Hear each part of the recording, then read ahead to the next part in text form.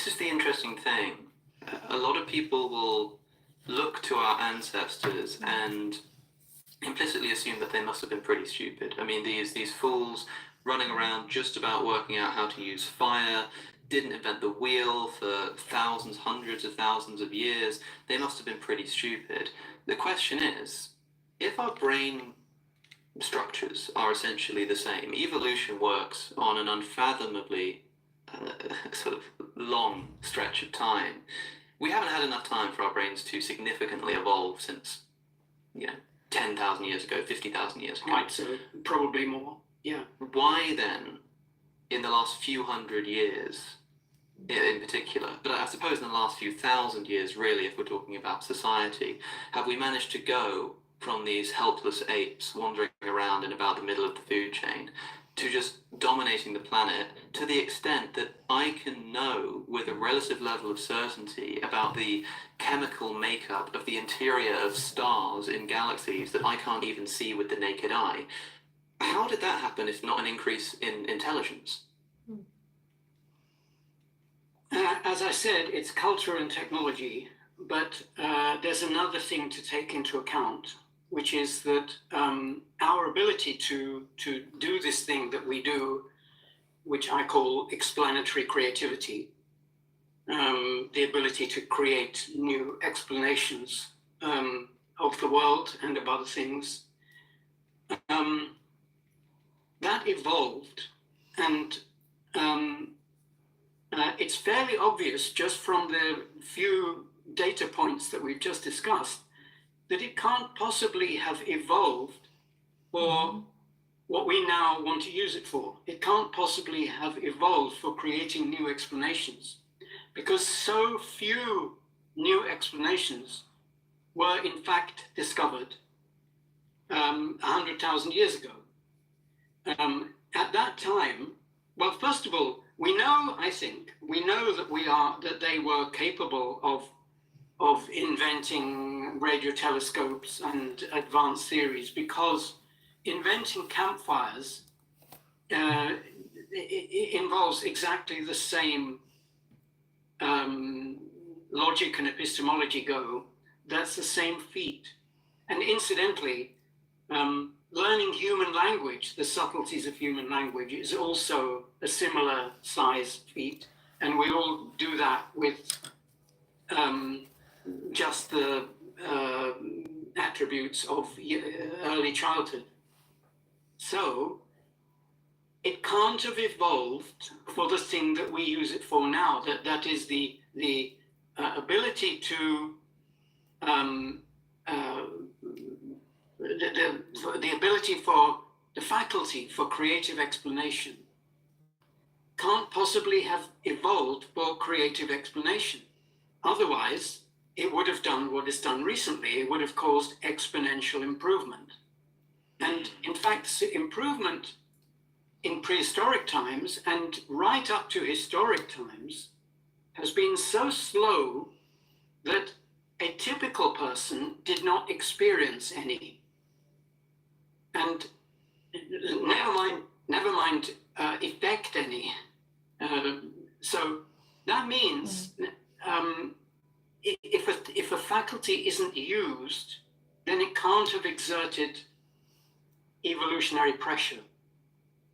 Yes, so it can't be the reason why it came about, but we've clearly got this faculty for, as you call it, creative explanation. And to be clear, when you talk about creative explanation, maybe we should spell that out for people who are unfamiliar, but we're kind of talking about the thing that occurs around about the time of the Enlightenment, which is tied up with the scientific method, the idea of looking at phenomena in the universe and trying to come up with an explanation for why it's the case through things like science. And the faculty to do this doesn't just spring into existence. It must have been there in our brains 100,000 years ago, but because no one was doing it back then, that can't be what it evolved for. Exactly. So very few people were, few and rarely. So somebody had the idea to put the flaming branch on the ground and put other branches on top of it to drive off the predators.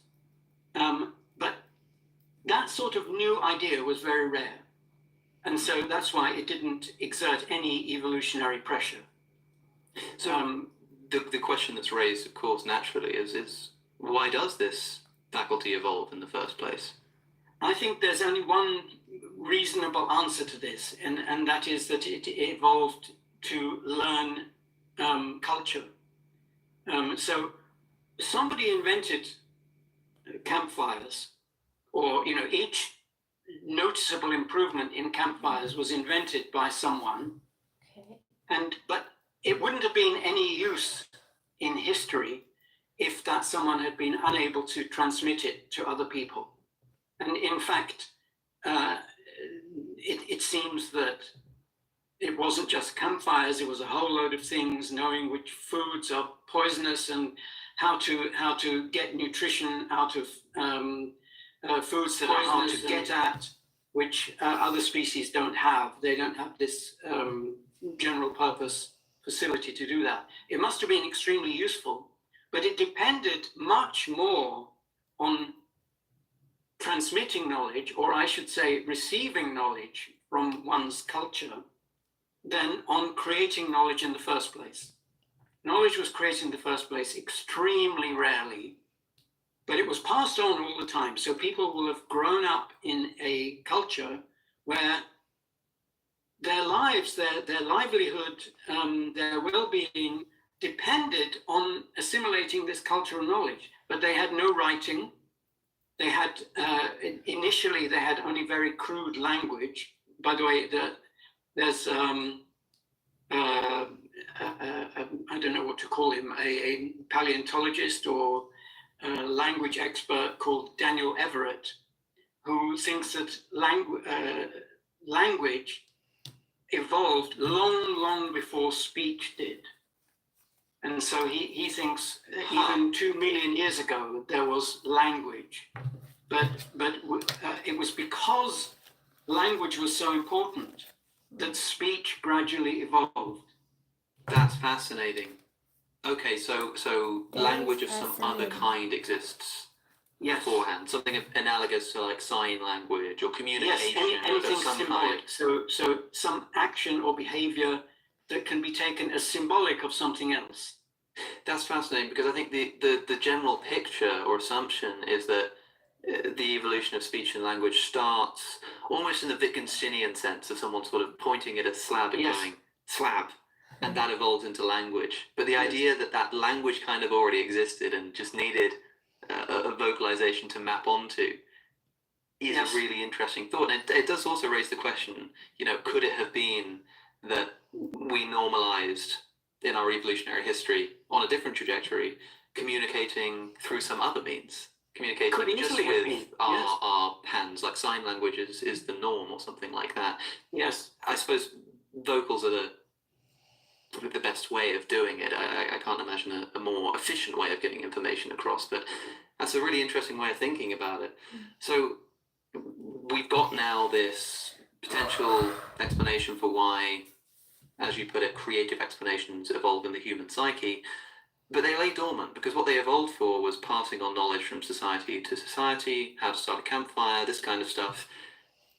Then something happened, and I don't know if you date it to the Enlightenment, or if you think that when society started to emerge much earlier than that, something also kind of went on. No, not at some point something changes, right? Yeah, it's the scientific revolution. Perhaps that was the first of the revolutions, and there was the Enlightenment, and the process of switching to this new kind of thinking has not finished. There are many aspects of our culture that are still of the old type. Back to David Deutsch in just a moment, but first, do you struggle to focus? I do, a lot of the time, and especially given my line of work, it can be incredibly people which operate them with actual music from Middle 3 for 30minute.fm. Yeah, and I suppose people might want to say, but surely something changed when we went from being hunter-gatherers to, agriculturalists, the agricultural revolution, the development of society. But presumably these kind of things happened on a much grander timescale than the revolutionary shift that happens with something like the Enlightenment. I don't think those things changed us cognitively. It's hard to find the right word, because cognitively can apply to things in the brain and also things in culture. So I think what has changed since 100,000 years ago, or whatever it is only culture. The changes in brain and anatomy are relatively trivial by comparison. Sure. And I don't think that the advent of civilization, like 4,000 or 5,000 years ago, changed anything. It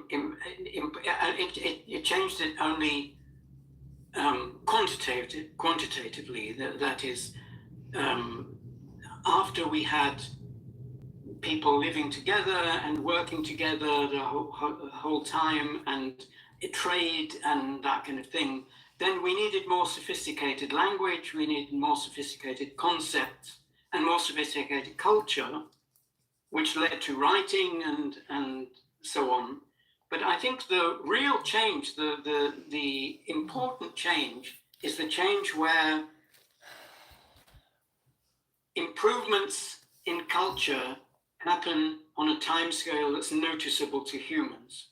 Before that, it was really just dumb evolution. People may have contributed to it creatively, but then individuals have been creative right back to 2 million years ago or whatever it was. But people who notice change in society and then contribute to change in society, that is only a few hundred years old. And these landmarks, like the scientific revolution, Galileo, and then the Renaissance, and so on, those things are quite recent, though I do speculate in the beginning of infinity that it might have happened many times before. And so the cultures were, as it were, trying to switch to this new mode, but were destroyed for one reason or another. They failed to find a way of being stable under change. That seems to be the really new thing about our enlightenment. That we can have noticeable change all the time. We can complain about it all the time. We can fight against it and so on, but the society retains its coherence. No guarantee this will continue. But yeah, so and hope. For most of human history, if you asked somebody, what do you think life looks like in 100 years from now? Like, if you had to draw a picture, they would draw a picture of the world today. If you asked somebody, 1,000 years ago, draw something 100 years from now, they would maybe say, well, I hope that my son has, become a master in my trade or something like this. But there would be no new technology. Maybe if you said, what about 1,000 years from now, they might imagine that cities are bigger and stuff like this. But today, if you ask somebody to predict what life might be like in 10 years, they'll be talking about flying cars or invisibility cloaks or nuclear war or whatever it is. These unfathomable changes that happen in the blink of an eye. Now, that to me is the difference. You spell this out quite illustratively, I think, and helpfully in pointing out that if you look at architectural movements, the experts in architecture can look at a building from hundreds of years ago and say, it looks like it's, 14th century. They can sort of date it plus or minus 100 years based on the shape of its windows or whatever. Today, you can look at an iPhone and date to within the year. Yes. Because the changes are happening so quickly. You can, I don't know if that's a fair comparison because architecture even today probably doesn't move quite so quickly. But it's clear that things are speeding up. Now, to me, before considering what you have to say on this kind of stuff, I look at that and I think this is just the nature of exponential growth. It's a bit like how the human species is growing in number, and for thousands of years there weren't that many people, in the thousands, millions.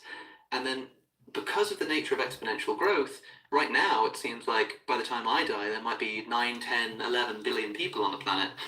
And that's a crazy growth, but that's nothing special. That's just because things grow exponentially. And so we just happen to be at the fastest bit of the exponential growth in technology so far. isn't it just that? Why do we have to posit that something significantly changed? I don't think so. That there certainly is a factor that the more people there are, the more thinking happens, and that's a good thing. And I think that may well have contributed, especially recently.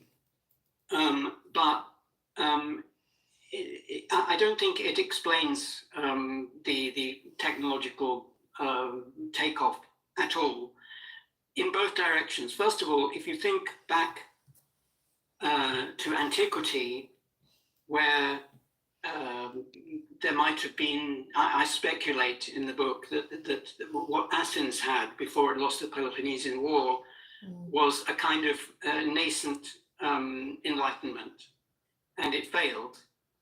And Athens was like 10,000 citizens. I mean, it may have had 30, 50,000 inhabitants, but the people who were contributing to the culture that we now call Athenian culture were maybe 10,000 people.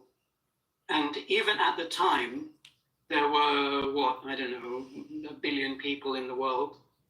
So the number of people was a factor, but it wasn't a significant factor. It wasn't a factor that increased the creative population of Athens by that much. I mean, it did a bit, because Athens became great because it was a trading nation and so on. There were those factors, but the main thing is that it had a culture of what we would call human rights and democracy and the pursuit of truth and freedom and so on. And Pericles says in his funeral oration, he points to things that would have been very alien to every other culture at the time. He points to saying things, well, our educational system is so much more lenient than everyone else's. Good heavens, everyone else would have said our educational system is so much more harsh and called that a good thing. And and he says we don't care what people do in their own homes. Again, other cultures were conformist. So it's not that it was a perfect culture. Cultures that change are by definition not perfect. they start off worse than they become. And now if you go over to the present day, the iPhone and so on, those changes are again being brought about by a small minority of people. It's certainly more than 10,000 like in Athens, but it's nowhere near the billions. For a start, it's really only happening in the West.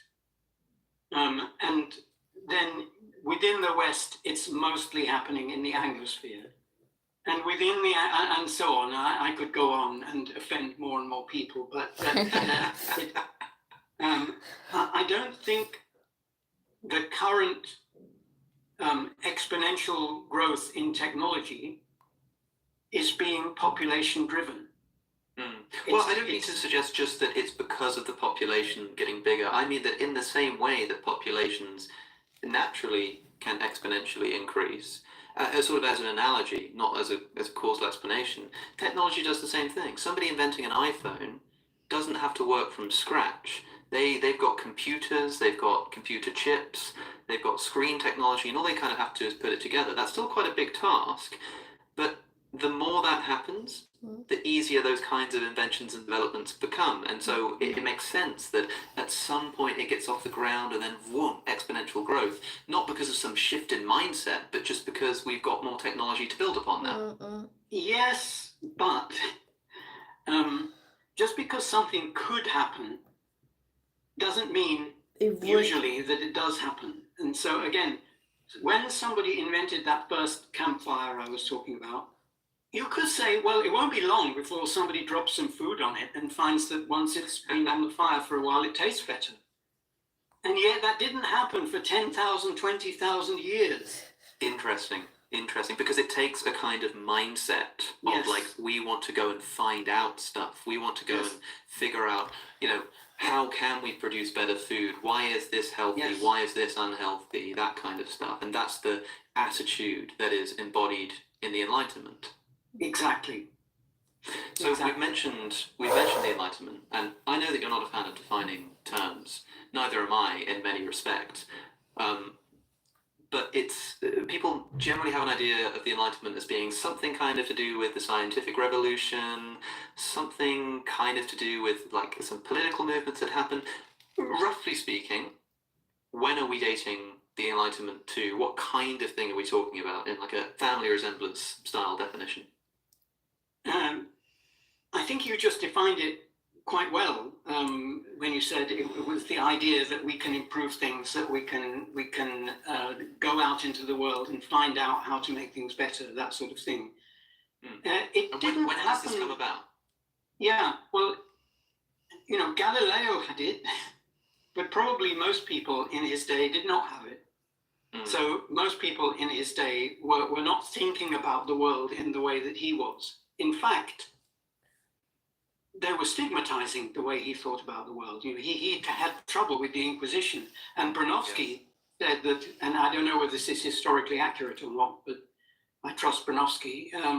He said that Bronowski's experience put a complete stop to scientific progress in the Mediterranean region. And it was only because progress moved to Northern Europe that what we call the Enlightenment continued. If Sorry, that you hadn't mean happened, what happened to Galileo put people off? yes, specifically to Galileo. So Galileo's treatment by the Inquisition was sort of the thing that puts a stop to progress for a time because people see this is what will happen. Yes, so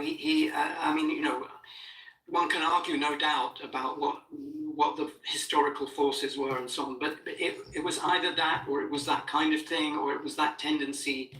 There certainly wasn't the other tendency in society. Well, when it then took shape more in especially the Netherlands and then in England and Scotland, that it became like more recognizably what you described. So when kind of does that begin happening, and at what point do we consider it like, I'm talking on the scale of like decades here or whatever you like, when does it start to, let's say, get off the ground? And also like, why? Like, is there something that happens that suddenly snaps people out of this thousands year long slumber into the Enlightenment age? It seems to have happened because of accidental reasons.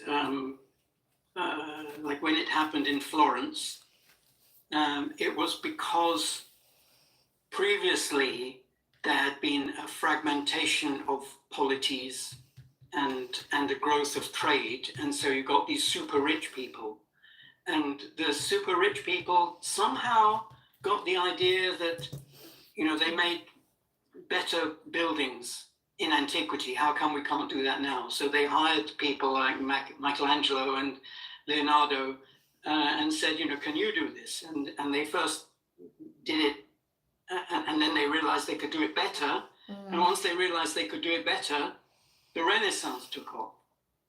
And then in Northern Europe, it was accidental circumstances, like the Netherlands were a tiny country fighting the most powerful superpower, namely the Spanish and then the French. And how they survived is a miracle, and this miracle was caused by thinking about how to survive. And they had a society that had Protestants and Catholics and Jews and free thinkers, and they had to find a political setup where all those people could contribute positively rather than fighting against each other. And so they, I saw on a documentary once that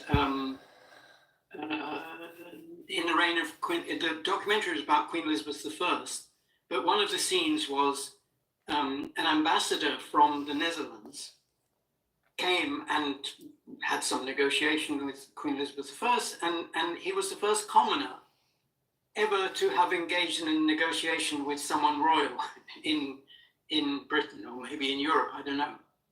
So And then in 1688, the Glorious Revolution, that culture, that political culture, but also to some extent the other things, philosophical and so on, but there was mostly political culture, got shifted bodily to England because England, and then a few decades later also Scotland, needed a rationale that didn't risk the destructive effects of monarchy.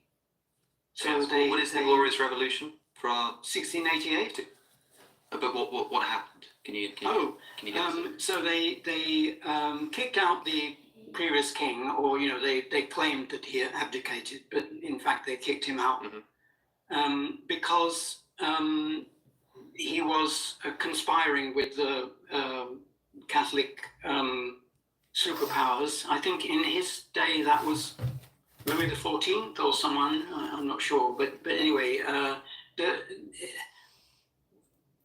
it sounds very anachronistic to say, oh, it was the Catholic danger, but the Catholic danger was like the jihadi danger today, or rather, if there was a superpower in the world, if the major superpower in the world were jihadists, then somebody having a jihadist ideology was an existential danger to any kind of progressive society that was trying to form.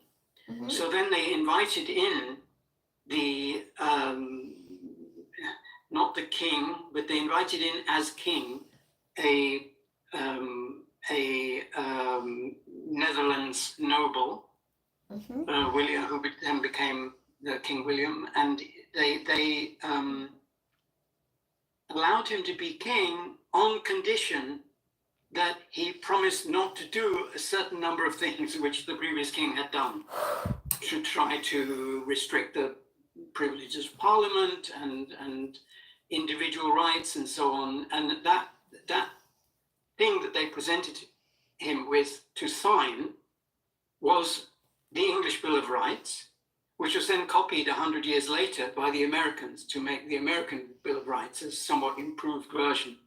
But it started off, and it started off in England, and that was where the concept of constitutional monarchy began. So he was the king, but, for example, the succession could be determined by Parliament, if they so chose. Then you're beginning to see the creeping in of, for want of a better word, rationalistic approaches to things like government that had traditionally been the prerogative of these slightly mystical, authoritative, quasi-divine institutions.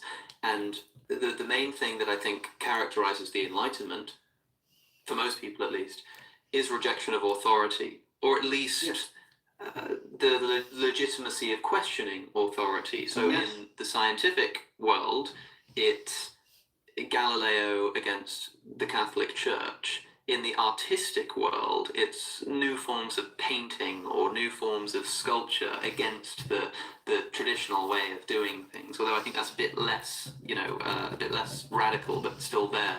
In political thought, it's more design, more like upfront design in government, rather than traditions that have evolved over time and authorities that are essentially based on those traditions.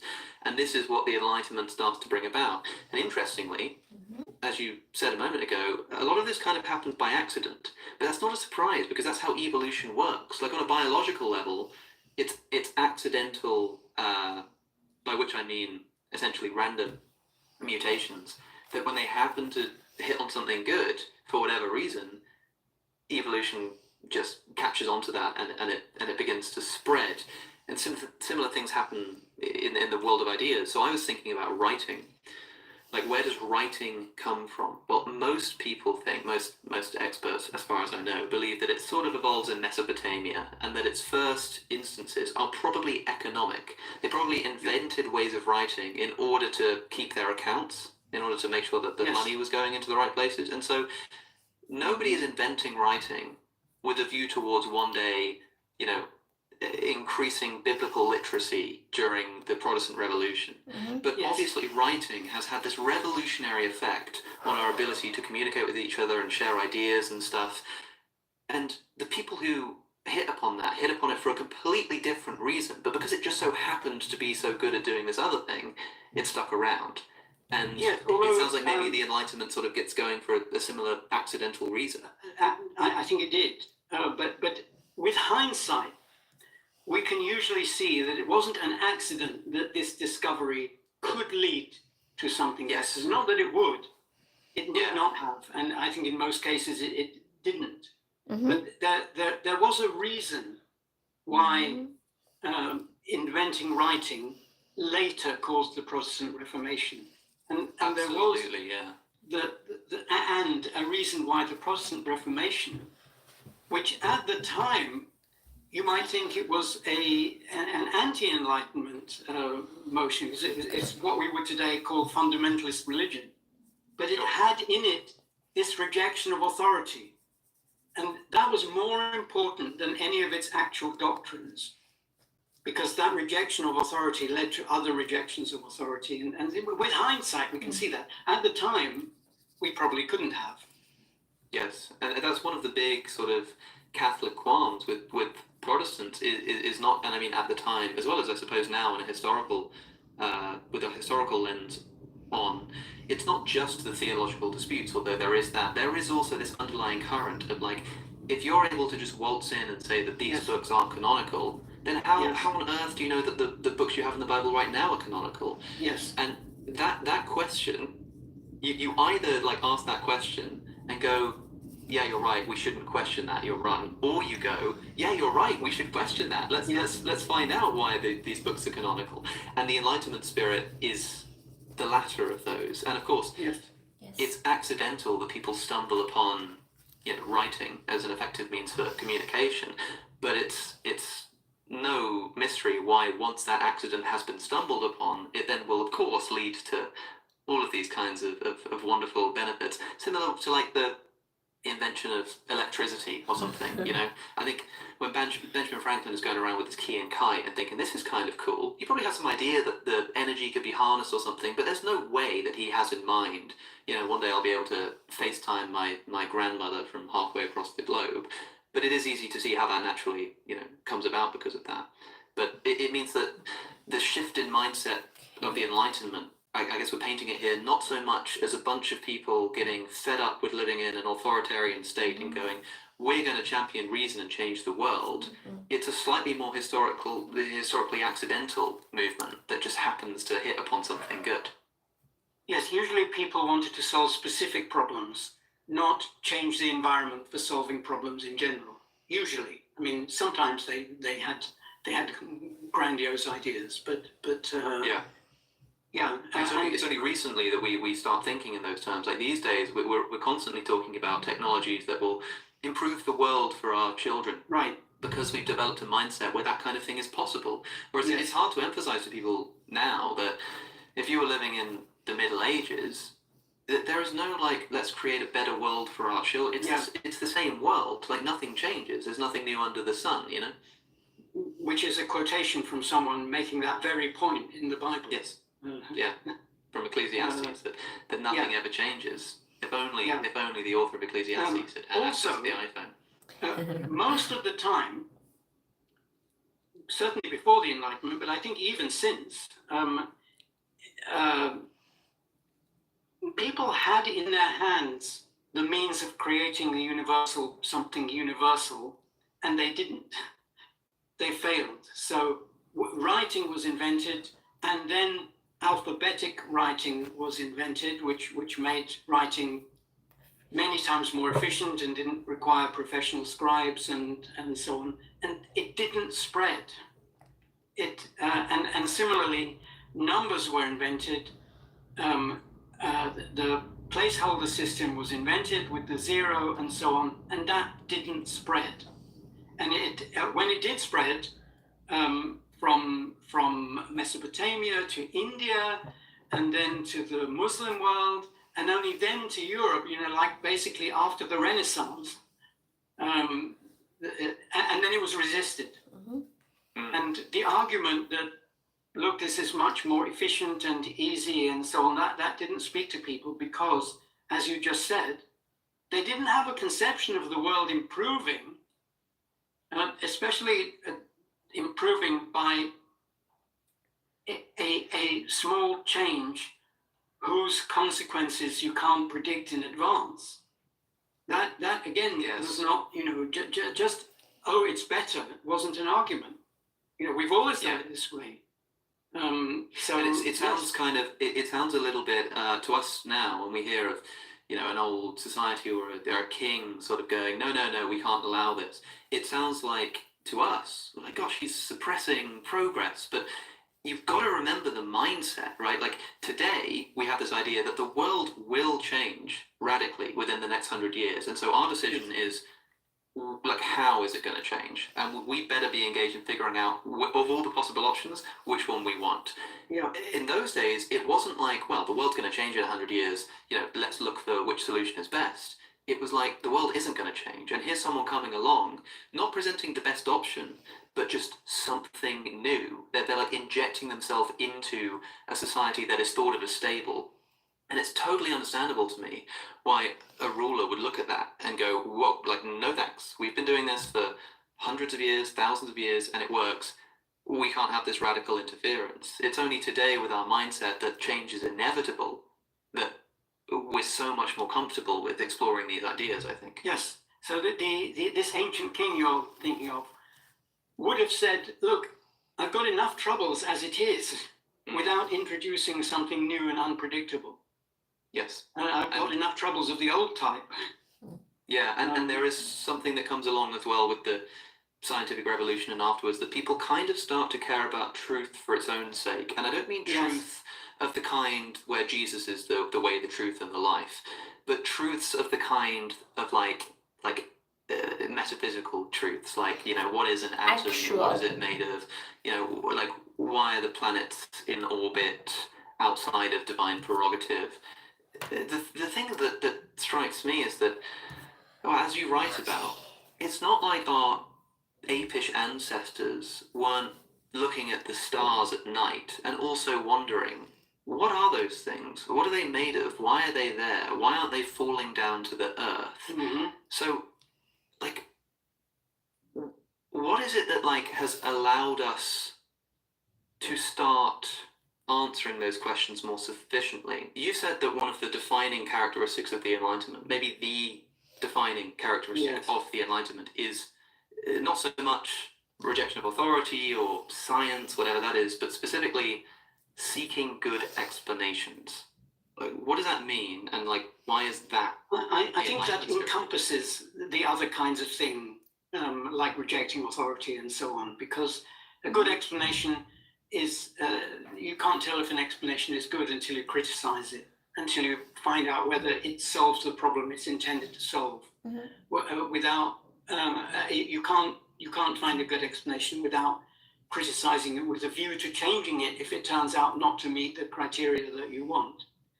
And so I define a good explanation as one that, as an idea which is hard to change without losing the property that it explains what it purports to explain, but it accounts for what it purports to account for, if we want to put it in a non-circular way. Sure, like how well, the explanation of why the planets are in orbit is because the angels are holding them up.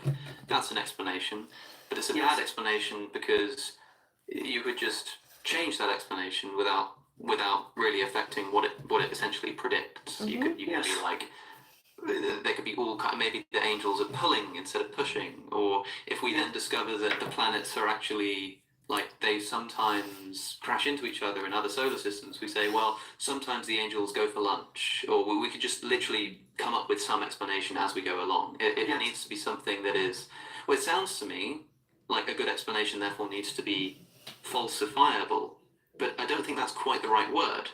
No, because falsifiable, where it applies, it only applies in science.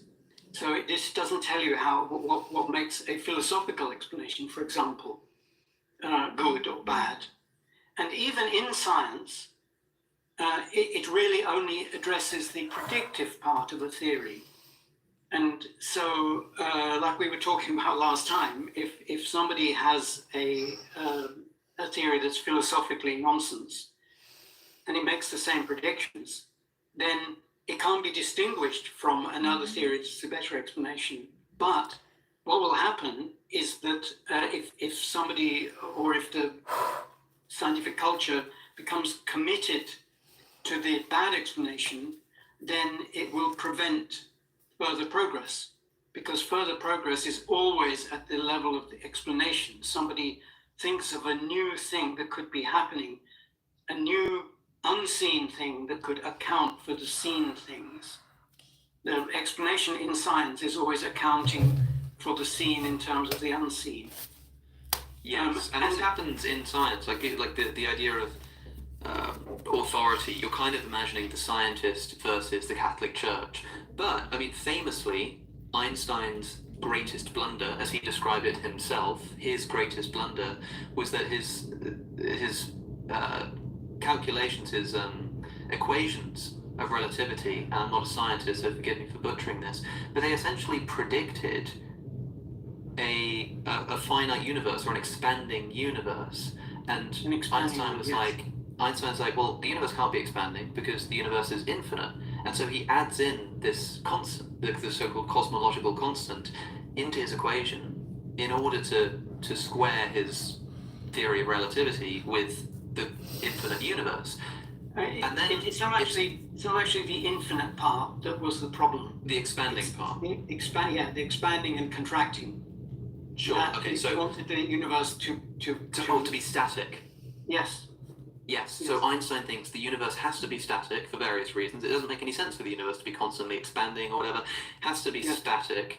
And since his calculations said that the universe is expanding, he's like, oh, well, we need to rectify this problem. So he adds in the cosmological constant to make the universe static again. And then as it begins to emerge experimentally that the universe is in fact expanding, he removes this cosmological constant and calls it his greatest blunder, because he did not add in that constant because he needed to explain some experimental data, or because it logically didn't make sense without it, but because he had an assumption about the way the universe worked and just had to make his theory fit that assumption. Yes. And Einstein did that, you know, this isn't some fool. This is Einstein. Yes, and curiously, one of the main people that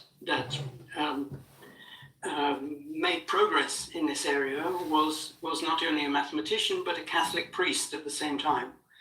So some things had changed even there. Yeah, Georges Lamarche, I think his name. Yeah, Lamarche. If I'm thinking of the right guy, yeah. And is he the man who? No, he didn't coin the term Big Bang, but he was one of the first people to sort of be talking about it as a scientific theory. Was it Fred Hoyle? Fred Hoyle coined the term disparagingly. Yeah, like on a radio show, he was like, "Oh, this silly Big Bang theory," and fast forward a few hundred years, and that will be what he's mostly remembered for. And an even bigger picture, which includes things other than science. It includes philosophy and mathematics and interpersonal relationships and every other application of knowledge to the human condition.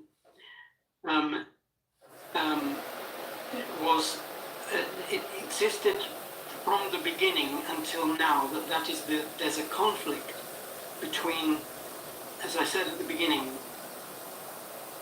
the faculty of creative explanation evolved not for making creative explanations, but for preserving existing knowledge, preserving existing culture. And ever since then, there has been an inherent conflict in the human condition, both individually and in society, between the need to preserve existing knowledge and the need to create new knowledge. And for most of human history, preserving existing knowledge trumped any kind of attempt to improve knowledge, because attempts to improve knowledge risk error, or rather, to be exact, it risks error that has never occurred before. There were plenty of errors that had occurred before. Like I said, plenty of kings got overthrown because they couldn't solve the problem of how to fend off the enemy. But they were in familiar territory conceptually, and they were afraid of changing culture. And this fear of changing culture was built into culture. Yeah. This conflict exists to this day. We have the most extreme example known to me in the West, anyway, is the conflict in education between preserving existing knowledge and creating new knowledge. So even today, education theory is conceived as the theory of how to decant existing knowledge from the brains that already know it to the brains that do not yet know it. Yes. And that's, Popper calls that the bucket theory of the mind. The mind is a bucket and knowledge is a fluid. And what he stressed, and what I always also want to stress, is that not only is that a mischaracterization of knowledge and of the use of knowledge, but it is the wrong way around as a practical matter. Even right back 2 million years ago, the transmission of cultural knowledge was not something done by the transmitter. It was something done by the receiver. Oh, wow. The transmitter did things like light a Transmitting. fire and hit the younger person when he didn't put things on, didn't put the branches on straight. You can't transmit knowledge that way. Knowledge has to, there just isn't enough bandwidth. To transmit the actual knowledge, the receiver has to guess what each particular action is for. And even if once language had evolved, even if the transmitter of the knowledge actually tells him what it's for, you have to leave gaps so that the air can get in. Mm-hmm. That's not going to mean anything to the receiver, Yeah. Unless the receiver can guess the picture that is in the other person's mind, the picture of the flame being nourished by air coming in and the air being able to rush in through the holes and so on. If you try to explain something without a purpose to somebody, you'll see that they don't get in mind the same picture you do. It's only when they've understood what you're trying to say, then they can be accurate. And even then, even with modern language and culture so tightly knit, again, I put this example into the book. If you tell somebody directions, like first left, second right, they want to find the nearest garage and say first left, second right, then turn right again at the church or something. Usually that won't work. Usually there's enough leeway in the concept of first left and second right and at the church to mean that there's too much chance of them getting lost. Okay. Until they understand what you're saying, that you're trying to tell them how to avoid the part of town that has the side streets and you want to get onto the part of town that has the main road. Once they've understood that you're trying to tell them that, then they can understand the first left, second right bit. Yeah, so we're now talking about, to be clear, the way that people learn things and the way that education works. And there is this idea, as Popper calls it, the bucket theory of the mind, where Yes. the transmitter just says stuff. I say, Professor Deutsch, here is how you make a fire. And you go, thanks, Alex, and you've learned something. Right. Whereas the idea that Popper has and that you have is that's not how it works. Instead, you have to take a guess yourself. You have to just conjure up a guess as to how something works. And then sort of, I guess, like test it against reality. Exactly, Like, test it, see criticize if it works. And the immediate thought I had with like the fire thing is that now that we have language, if I explain to you how a fire works, now of course you'll already have had to sort of have learned language and know what wood is and stuff. But suppose that's the world we're in now. Like you and me, imagine that I just didn't know how to make a fire. Which, to be honest, if you stuck me in a forest with no like anything, maybe I wouldn't know how to start a fire. To be honest, something to do with flint Well, Definitely it's like wouldn't. you put a bit of string on a stick and then you sort of rub it back and forward, something like that, right? So I don't know. So someone's going to come along and they're going to say, well, actually, Alex, what you need to do is take some tinder and put it on the floor and then get a bit of flint and this kind of thing, and they sort of show me how to do it. The feeling I get is that they have just told me something. I've learned because I'm a big bucket. They've taken that information, they've put it into my mind. Where am I going wrong there? The wrong theory of epistemology is quite intuitive. It's Oh. there's lots of facts about knowledge that are not intuitive because most of what is happening unconsciously. What's happening in your mind is happening unconsciously. If you think, especially if you think that it must be the case, after all, first he knew it and I didn't, and then at the end I knew it and he still knew it. So something has been transferred. But something has been transferred, but not by the mechanical means. It is transferred by means that absolutely depend on what the receiver does Okay. and what the receiver wants. So you can be, many people have been taught how to make fire and can't make one. And on the other hand, many people have learned how to make fire just by watching somebody making it. The historic chess grandmaster Capablanca learned how to play chess at the age of 4 just by watching, never having been told the moves. And the first that his father knew about it was when he told his father he'd made an illegal move. So he learned, he wanted to learn, and he was forming conceptions and theories in his mind about why these people were sitting at that board with bits of wood and moving them around and taking it so seriously. Yeah. He got that idea in his mind that this was interesting, and he thought about it, and his first theories will certainly have been wrong.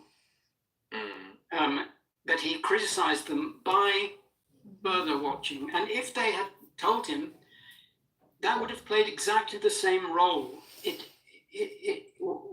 he had been told some of the rules, then again he would have tested his existing conception of what the rules were against what they were saying.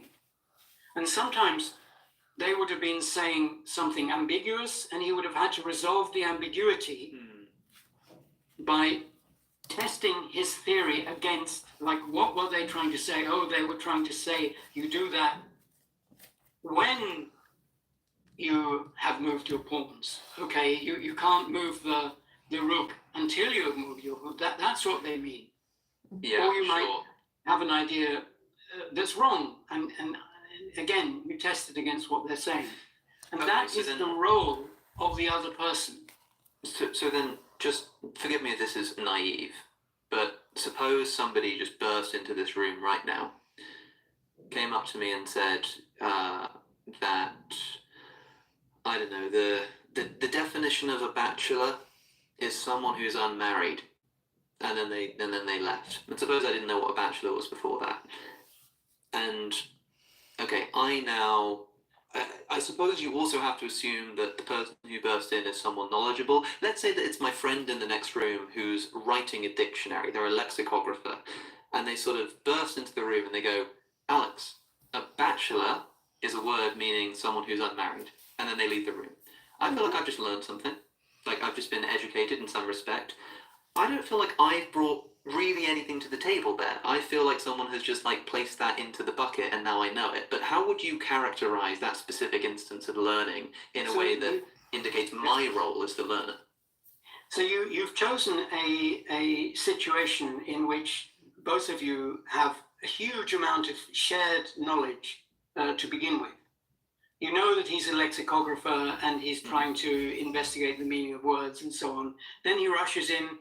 I don't know why he thinks you don't know what a bachelor is, but perhaps you happen to not know. And he tells you it's someone who's unmarried. That's wrong. It's a man who's unmarried.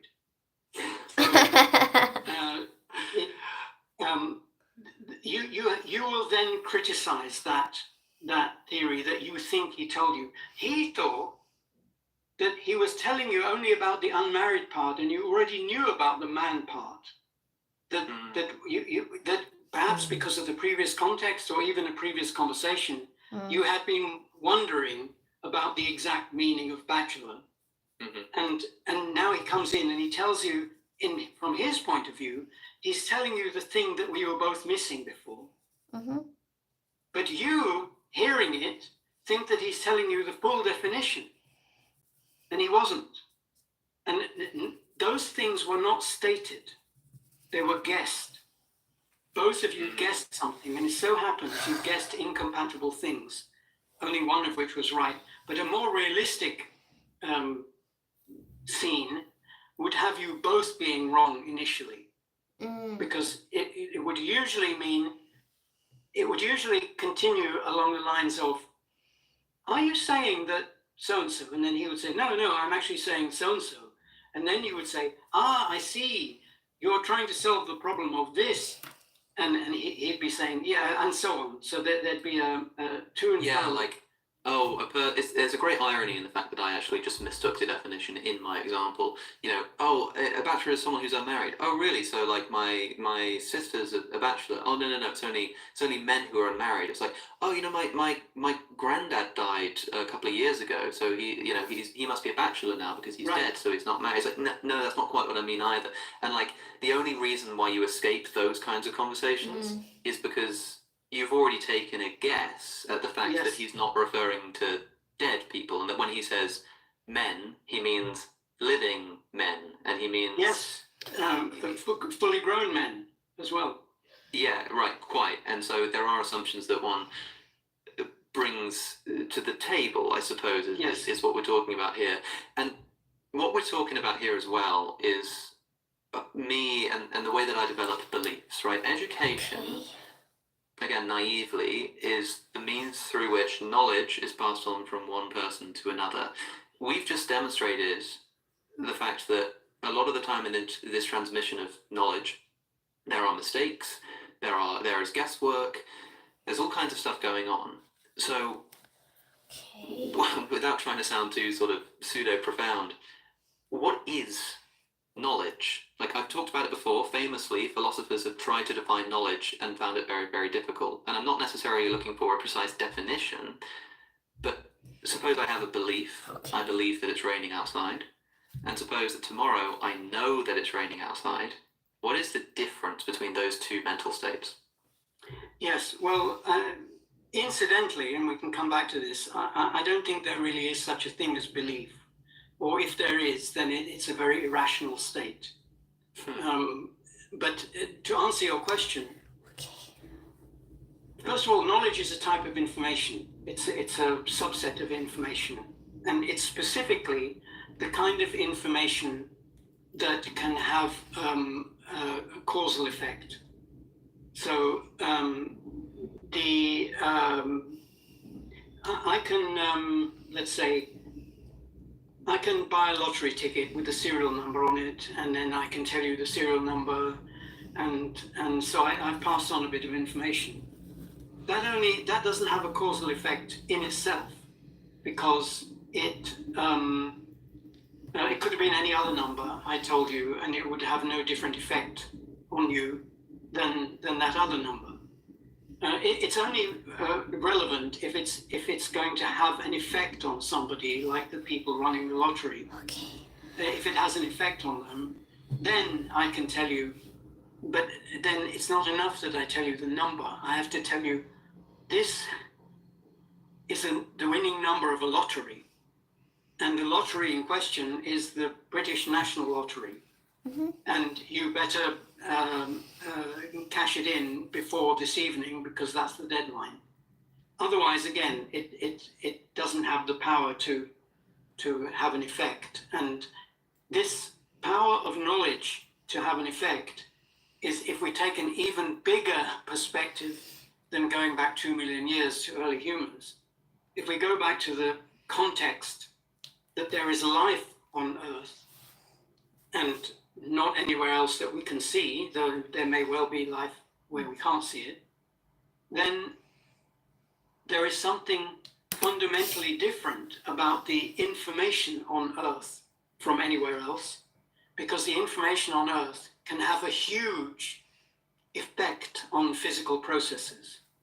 So somebody can have an idea, and this idea can deflect an asteroid that's heading towards the Earth and thus prevent a mass extinction. Again, in whenever it was 800 million years ago, when blue-green algae evolved the knowledge, this is Popperian kind of conception of knowledge, which includes knowledge that isn't known to a person, but is nevertheless information that has a causal effect. Right. They had the evolution discovered a way of harnessing sunlight to make energy, and it had the side effect of creating oxygen. And as a result, the blue-green algae, that one gene, which began as a mutation in one precursor of blue-green algae, then spread as they multiplied, and then they made more oxygen, and the amount of oxygen they made exceeds by a factor of 10 to the 40 the mass of that mutated gene. So nothing like that happens anywhere else other than the Earth. Everywhere other than the Earth, the big massive thing affects the small non-massive thing, period. The small thing doesn't affect the big thing, barely affects it, doesn't noticeably affect it. So a comet hits the sun, the comet's destroyed, the sun is basically going to carry on doing what it was going to do anyway. On the surface of the Earth, I call that the hierarchy rule. The hierarchy rule holds wherever there isn't knowledge. Where there is knowledge, the hierarchy rule is reversed. And we've only just begun on this journey of reversing the hierarchy rule, and we've only done it slightly on Earth. So when we've done it by a factor of 10 to the 40, we'll be commanding the galaxy. So could you approximate a definition of knowledge? Like when you say the word knowledge, what roughly are you talking about? Or do you just really, are you quite allergic to definitions? I'm somewhat allergic. I wouldn't want to use what I just said as a definition. It should be the other way around. There is this thing that reverses causality and so on. Let's give it a name. You call it Fred if you like. Right, okay. It's a label. Yeah, it's a label. But then there's also knowledge, the concept of knowledge as it has existed in philosophy, where there you've got to distinguish between perverse, downright wrong conceptions of knowledge and conceptions of knowledge which are closely related to this ability to reverse the direction of causality. So if knowledge is, again, I'm quoting Popper all the time, but what can you do? For thousands of years, philosophers thought that, or defined,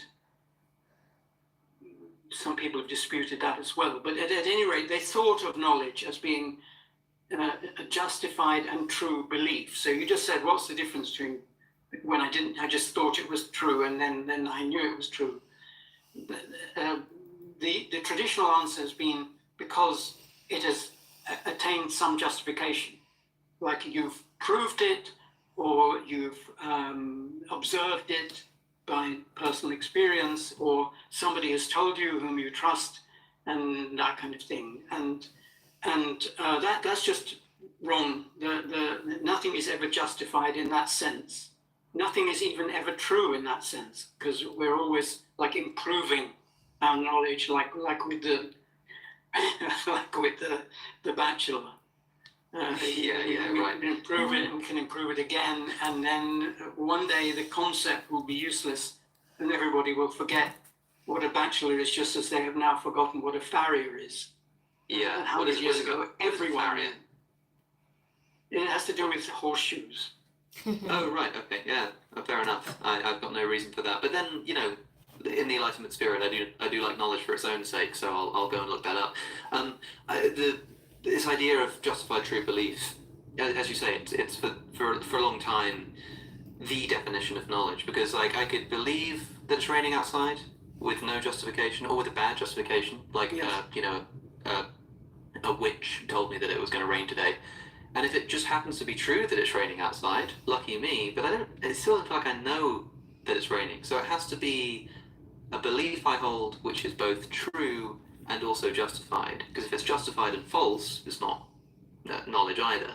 And then you get Edmund Gettier coming in, and I've spoken, if people are interested in the theory of knowledge, I've got a video on my channel. I think it's called something like How One Man Changed Philosophy by Accident, or something like that, because he sort of goes to publish this like 2-page long paper that undermines justified true belief. But the big problem for me in this whole discussion is this difference between belief and knowledge. And like you say, something can be seemingly true but then not true. And if suppose like until Einstein came along, we were all operating on a Newtonian understanding of the laws of physics, and so we knew things like objects of bigger mass will attract other objects with a bigger force of gravity, and we knew that was true, that we knew that was the case. When Einstein gives us a different picture of what gravity is and how it works, it still remains true that objects of a bigger mass exert more of a force, but I'm like, does that mean that we actually didn't know that before? Because although it's like the same conclusion, it was sort of based on totally different premises. It kind of seems to me like we still knew it, but maybe it's more right to say that we didn't. And as soon as I start asking questions like that, the concept of what knowledge even is just kind of falls apart. I'm like, I kind of firstly don't really care, and secondly, I don't know how I would even possibly define it. So first of all, defining knowledge as being truth, it is doomed from the beginning, because we never have truth in that sense. But what do you mean by that when you said that a moment ago? We never have truth. Well, we can have, when we have a theory like a bachelor is an unmarried person, that contains truth. That is, it has useful consequences that might be the only consequences you need for your particular application. But it's not true. And like Bertrand Russell and Whitehead spent 300 pages or whatever it was proving that 1 + 1 is 2. And then it was realized that you can't define things by axioms anyway, because there's no such thing as proving that an axiom system is consistent. Gödel proved that. Yes, So Gödel's there incompleteness Yes. theorem. So this search for justified truth, even in pure mathematics, where you might think that true, there's unambiguous truth about numbers 2 and 1 and equals and plus and so on, but it's not true. That whole system is just a conjecture. Okay, so to be clear, when you say we can't have truth, you're not implying that there is no truth and truth and falsity. You mean literally that we can't have it. It's there, it's just that we can never have it, because we'll only have something like half truth. So for example, if I said to somebody, like every Homo sapiens, every human being under the age of 6 is an ape, that's true. Yes. But it's like, there's something missing from that picture. It's kind of misleading. It's going to lead us into all sorts of trouble if I'm not more clear. And so, okay, what I mean to say is that every human being is an ape, but then that itself will rely on understandings of what like taxonomy is and categories, and if you really want to get the fullness of truth in every possible respect that could even possibly be relevant to that statement, you'd probably basically require like infinite knowledge, right? Because you would need to understand how language works, you'd need to understand taxonomy, you'd need to understand like the philosophy of taxonomy, you'd need to understand whether objects can exist, you'd need to study mereology and parts, and you'd need to know all of this. Okay. And the only reason that we don't, on a practical level, need that is because on a practical level, we only ever go so deep.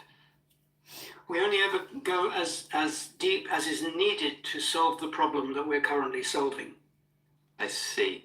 And so knowledge becomes relatively practical because if you can't have knowledge in the sense that the philosophers define it, then when people are talking about things that they know, they're getting at something slightly different, which is like a practical certainty or a practical confidence, maybe. Well, practical is the wrong word because it need not be have any practical application, as in vacuuming your carpet.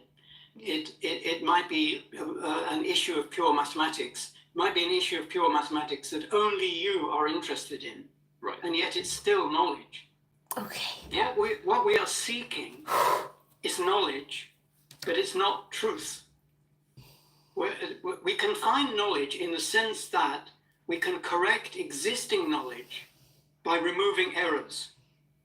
So, and that's what the growth of knowledge always is. It's always removing errors. When I realize what you meant by first left and second right, it's by removing the misconception that I had before. It's not that what you told me is false, or that the idea that I had is entirely false through and through. It contained truth. Both of them contained truth. Both of them contained error. To get to my destination, it's enough if I remove errors to the extent that they are relevant to the problem as I want to solve. Is there anything that you know is true, like in the Cartesian sense of I think therefore I am, and maybe that's all I can know with certainty, but like is there anything that comes to mind that you could say? I don't. I think Descartes was I can think of things that are more certain than that, which are still not certain. No, there is no such thing as certain truth. Descartes was already assuming that such a thing as I exists. And yet these experiments with memory, first of all, memory is in any case consists of confabulation. So when we remember something, what we're really doing is conjecturing what happened using the structures in our brain as clues to test our conjectures against. And this process is fallible. And in particular, the statement, I think, is extremely fallible because there are now experiments you can do to show that people have false memories of having thought something that they couldn't possibly have thought because they didn't know the thing they were thinking about, that they thought they were thinking about at the time. Yeah. That sounds like a minefield. And again, I do actually have a video on Descartes' I think therefore I am, which is I think a more complicated phrase than people give it credit for, and there are different interpretations of, is Descartes doing like a syllogism? I think, premise, therefore, conclusion, I exist. Or is it like a singular intuition of the mind? That's a relevant question here. I discussed that in that video. What I'm really interested in, because my ears are still perked from this, you told me that you don't believe in belief.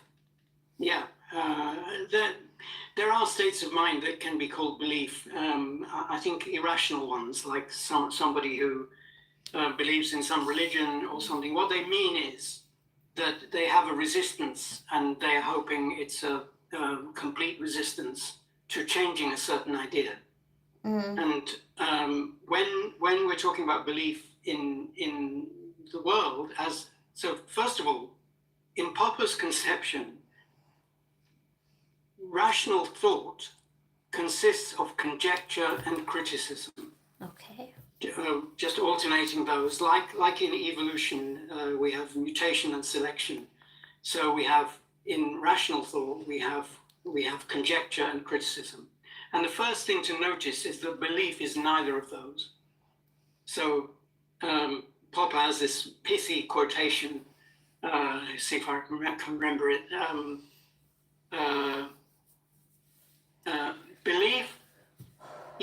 Belief is never rational. Suspension of belief is rational. In order to create knowledge about something, you've got to stop believing at least something. I mean, but it doesn't help to believe anything.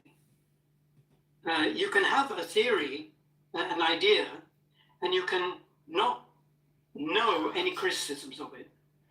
Like, I don't know any criticisms of the idea that the street outside my house still exists. And if I'm going to base any action on that, on the fact that I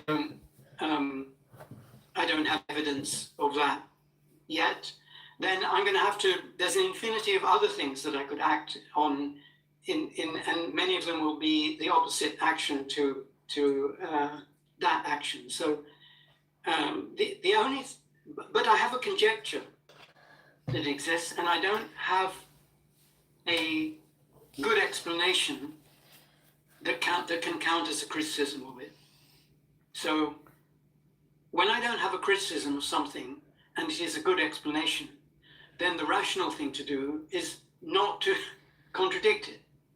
Mm-hmm. I only contradict it if I have a good explanation of why it might not be true, why it might, or rather, why it might not be knowledge, why it might contain an error.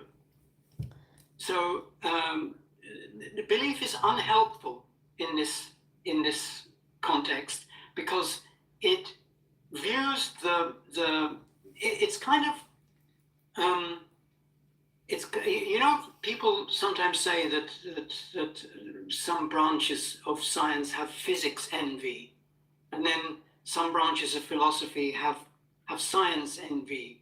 Mhm. And I think that the belief in belief may have originated in ancient times as a sort of logic envy, because Oh, nice. it was once, at least when Aristotle formalized logic, but probably even before that, people saw this deduction going on, and you could have a definition of prime numbers, and then you could prove something you didn't know before just by applying this method, deduction.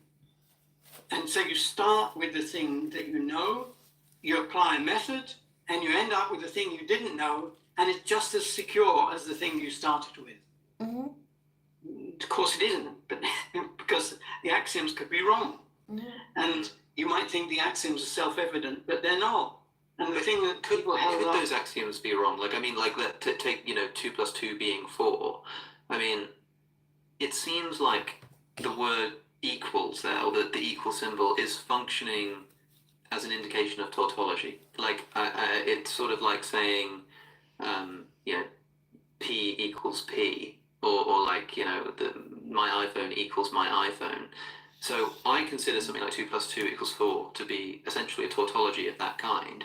Do you think that my iPhone is my iPhone is something that can be known, or is that an axiom that might be wrong? And if it is, doesn't that have some like radical implications for the way that we rely on Not logic? really. It's just that you're focusing on a particular use case in which you can't think of a way in which it couldn't be true in that use case. Mm-hmm. Sure. But if you have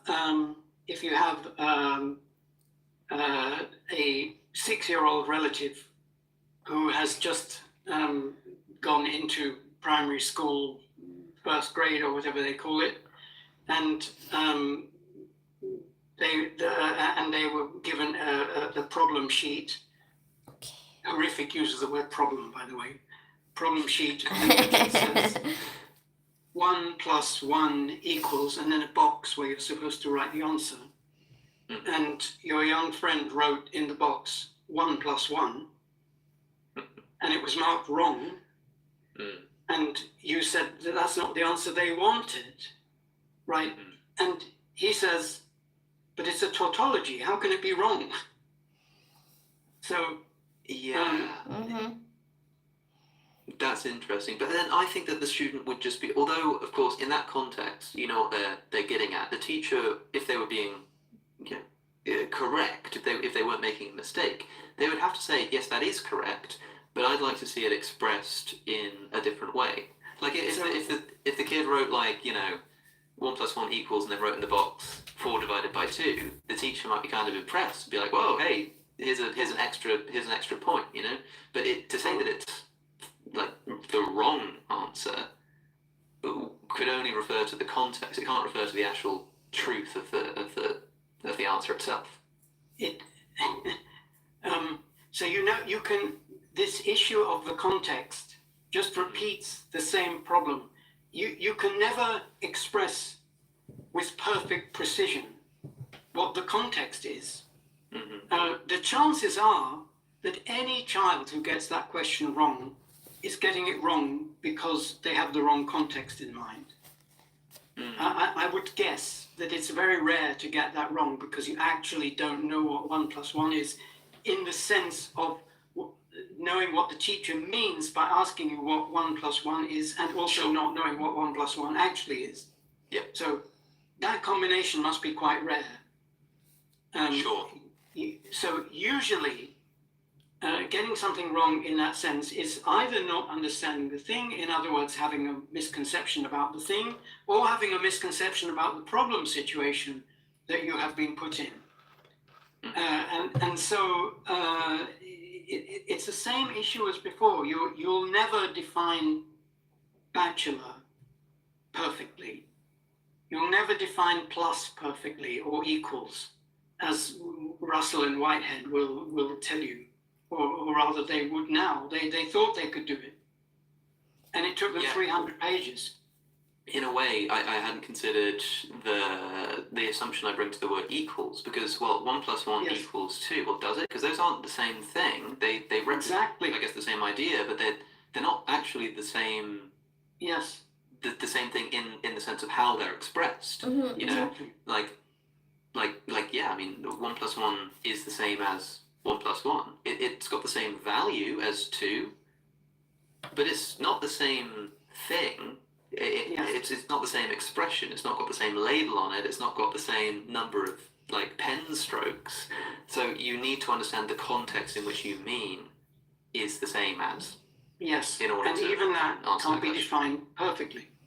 Yes, interesting. Okay, I want to change gears. I don't often do sort of janky segues, but we were talking before about kind of science, and there's somewhere we didn't take the conversation, which discourse on knowledge interestingly shelved. I really wanted to speak to you about this today. This is the main thing I wanted to ask you about, which is that reading The Beginning of Infinity, there's this idea that pervades. If you ask somebody what is science, what does science do? I think the most common answer for someone who knows a thing or two about science is to say, well, what science does is it makes predictions. That's how we know if scientific theories are accurate. That's their purpose, is in order to make predictions about the future. Einstein proved general relativity by, making a prediction about the eclipse and it coming true. And so that's what science really does. You disparage this idea. You say that science cannot be about prediction. Yes. Why not? It can't be only about prediction, though, but prediction is one of the characteristic methods of science. To be exact, Okay. testing theories by testing their predictions is one of the characteristic methods of science. Okay.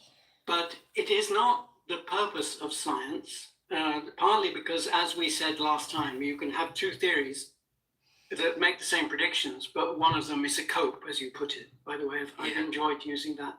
The Copenhagen interpretation. Yeah. And the trouble with that is not that it makes wrong predictions, it's that it stultifies and freezes progress in physics in this case, but in science generally.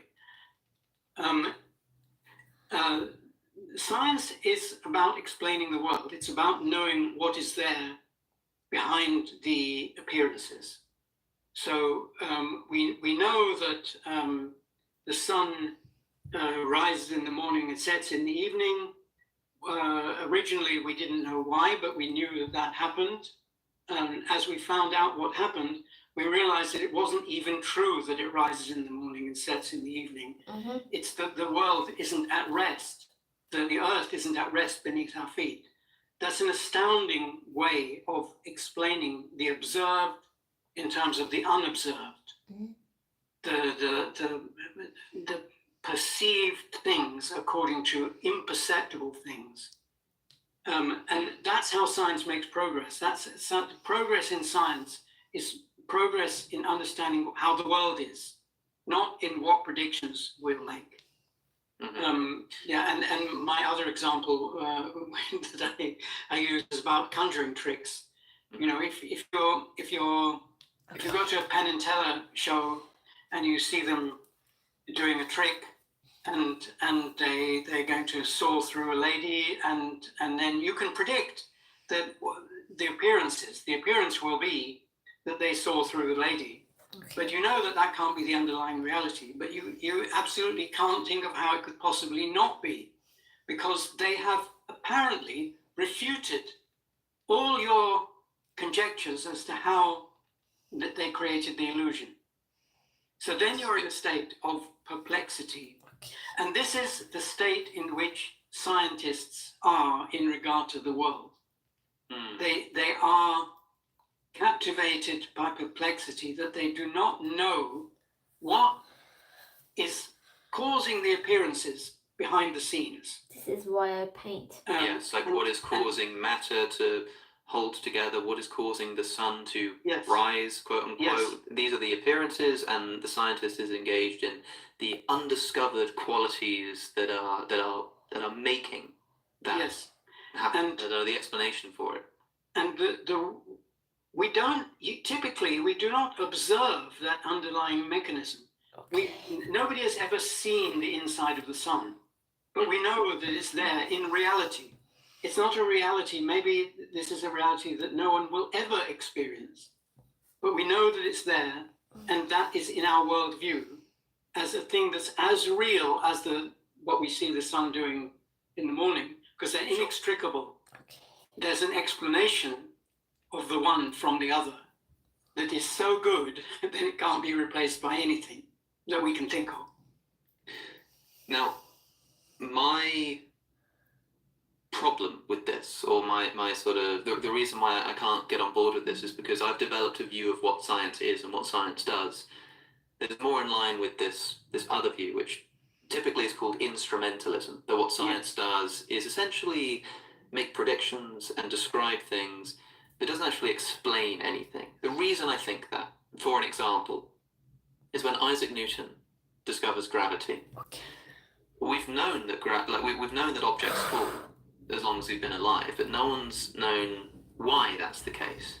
And then Isaac Newton comes along and scientifically explains gravity. He realizes that the same thing causing me to fall to the ground on Earth is the same thing that keeps the moon in orbit around the Earth itself. Yeah, I don't think the first thing you said is true, but the second, yes, he unified celestial mechanics and terrestrial mechanics, but he didn't explain what gravity was. Oh, so this is where I'm going. Is that this is the picture people have of, like, Newton comes along and he explains gravity because gravity is an inverse square law and objects attract each other across a difference, and so there we have it. That's science, and we've got this theory of gravitation. But I have a quote from Isaac Newton actually, and I think it's relatively well known. But he writes this in the general scholium to the Principia Mathematica.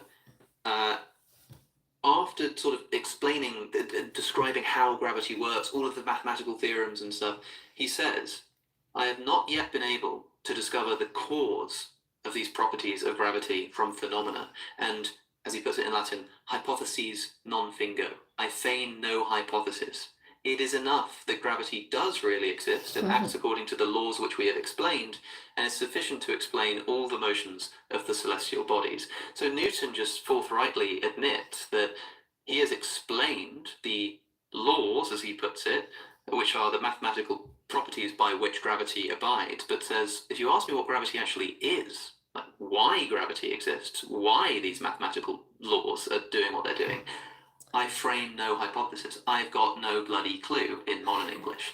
Now, when I look at what science sort of does, and at root its so-called explanations of phenomena, I'm seeing a lot of what looks to me like this Newtonian description rather than an actual explanation. That is a view known as instrumentalism, broadly, of what science actually is. like, are there any sort of obvious counterexamples that can just prove to me once and for all right now that I'm wrong about that? Well, proof is not available in philosophy. But I think, as you guessed, I'm very much opposed to instrumentalism, and I don't think it's true as a philosophical theory. And I think that Newton didn't know. Newton didn't know about Popper. The kind of theory of knowledge that Newton was applying, and which he uncritically assumed must be true retrospectively of what he has been doing, was just false. He was false about himself, just as the people who, in these experiments with the brain stimulation, think they remember themselves thinking a certain thing which they couldn't possibly have thought. So Newton, having only inductivism as his philosophy of knowledge, thought that he had applied inductivism, and therefore thought that he had done nothing more than make a better predictive theory. But it's not true. So you said yourself, and I agree, that at least I think is the main thing he did. He unified celestial and terrestrial mechanics. And that is an explanatory theory. It's not just a predictive theory.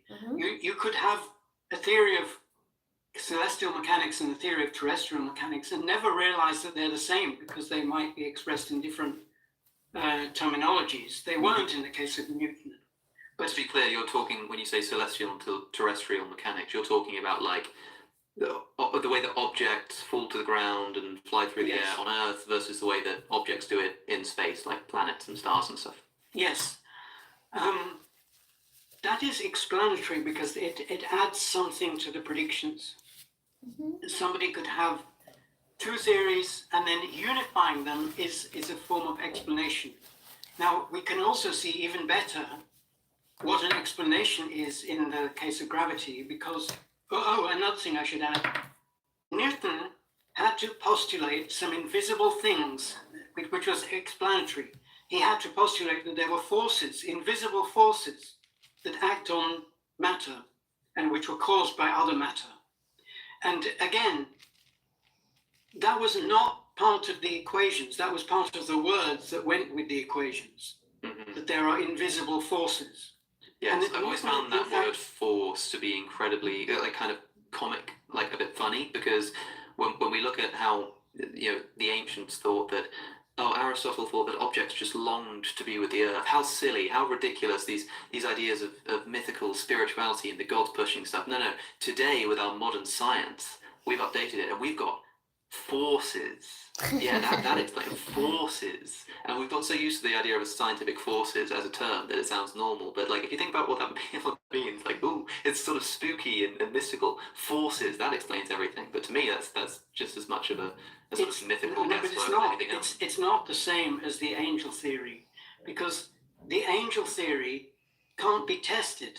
The forces theory, although it's wrong, but it's got a lot more knowledge in it than the angel theory had, because it makes testable predictions. But not only, it also unifies our conceptions, which before that we conceptualized the space outside the Earth differently from the space on the surface of the Earth. Okay. And Newton, with this notion of force, which exists both on the surface of the Earth and in the sky, according to his theory, that unified them. And again, there were all these, this is what characterizes a scientific explanation.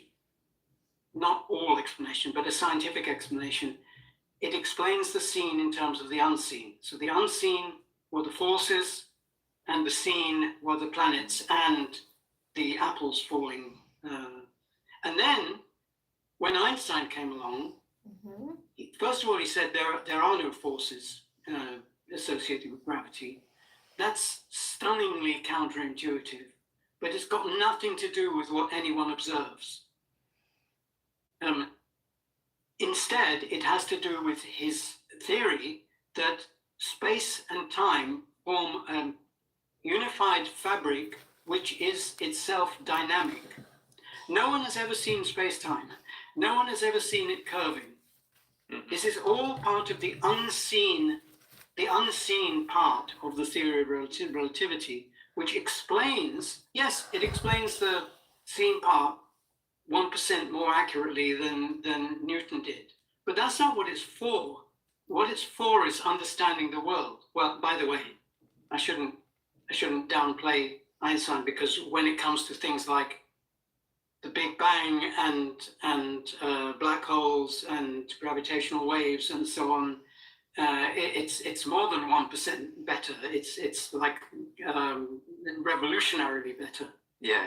And satellite technology and all of this kind of stuff. Yes, GPS, which depends on, Yes. why do you have to include relativity in GPS? Because it won't give the right answer. But why won't you give it the right answer? Because there are no gravitational forces. I say this even to physicists sometimes, and they say, well, there are gravitational. Well, that doesn't mean anything. Yeah. It doesn't. You can't say something approximately exists.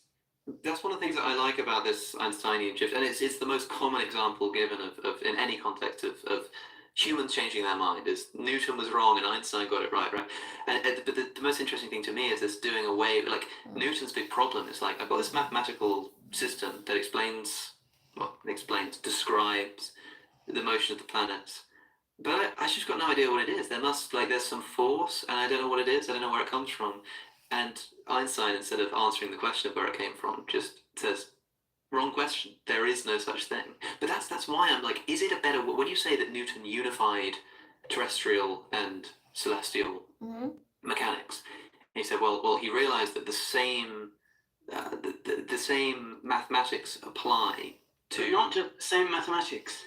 Right, because I was trying to get... The same invisible things cause both effects. Suppose Newton didn't come up with the word forces. Suppose Newton just realized, the only thing he realized is that the same mathematics that describes celestial mechanics also describes terrestrial mechanics. Suppose that's all he did. And somebody said, well, why is that? And he's like, I don't know. And they're like, do you think there's some kind of force? And he's like, I don't know. All I know is that the same mathematics describes it. And that's all that he'd realized without positing this false idea of forces. Would he still have been doing science? Because in that case, it seems like he really was just describing something. Well, whether he was doing science depends more on what he was aspiring to do. Like, even if he had failed to find a better law of motion of planets or whatever, he would still have been doing science, because he would have been trying to explain the world. He would have been trying to find an explanation of the motion of planets and so on. Well, hypothetically, he really was just trying to describe it. Like, that's all he was trying to do. Would that just mean that he wasn't doing science anymore? I think, yes. In that case, I mean, one could argue that he would never have succeeded, because how would he be any different from Descartes? Like, also, Descartes was trying to explain the same thing using vortices. Okay, forget about the vortices. Just try to explain the planets. Well, okay, he could give you a big, thick tome of planetary observations and say, that's my theory. Okay, it's perfectly accurate. It explains everything that's ever been observed, but it's not a theory. That's not what Descartes was trying to do. Mm-hmm. He was trying to explain the seen in terms of the unseen, and so was Newton. They could have both arrived at the same equations, but this is like, saying that it's a good idea to break your leg, because after you break your leg, you went to hospital and you fell in love with the woman of your dreams in the hospital, and so on. Therefore, breaking your leg is a good thing.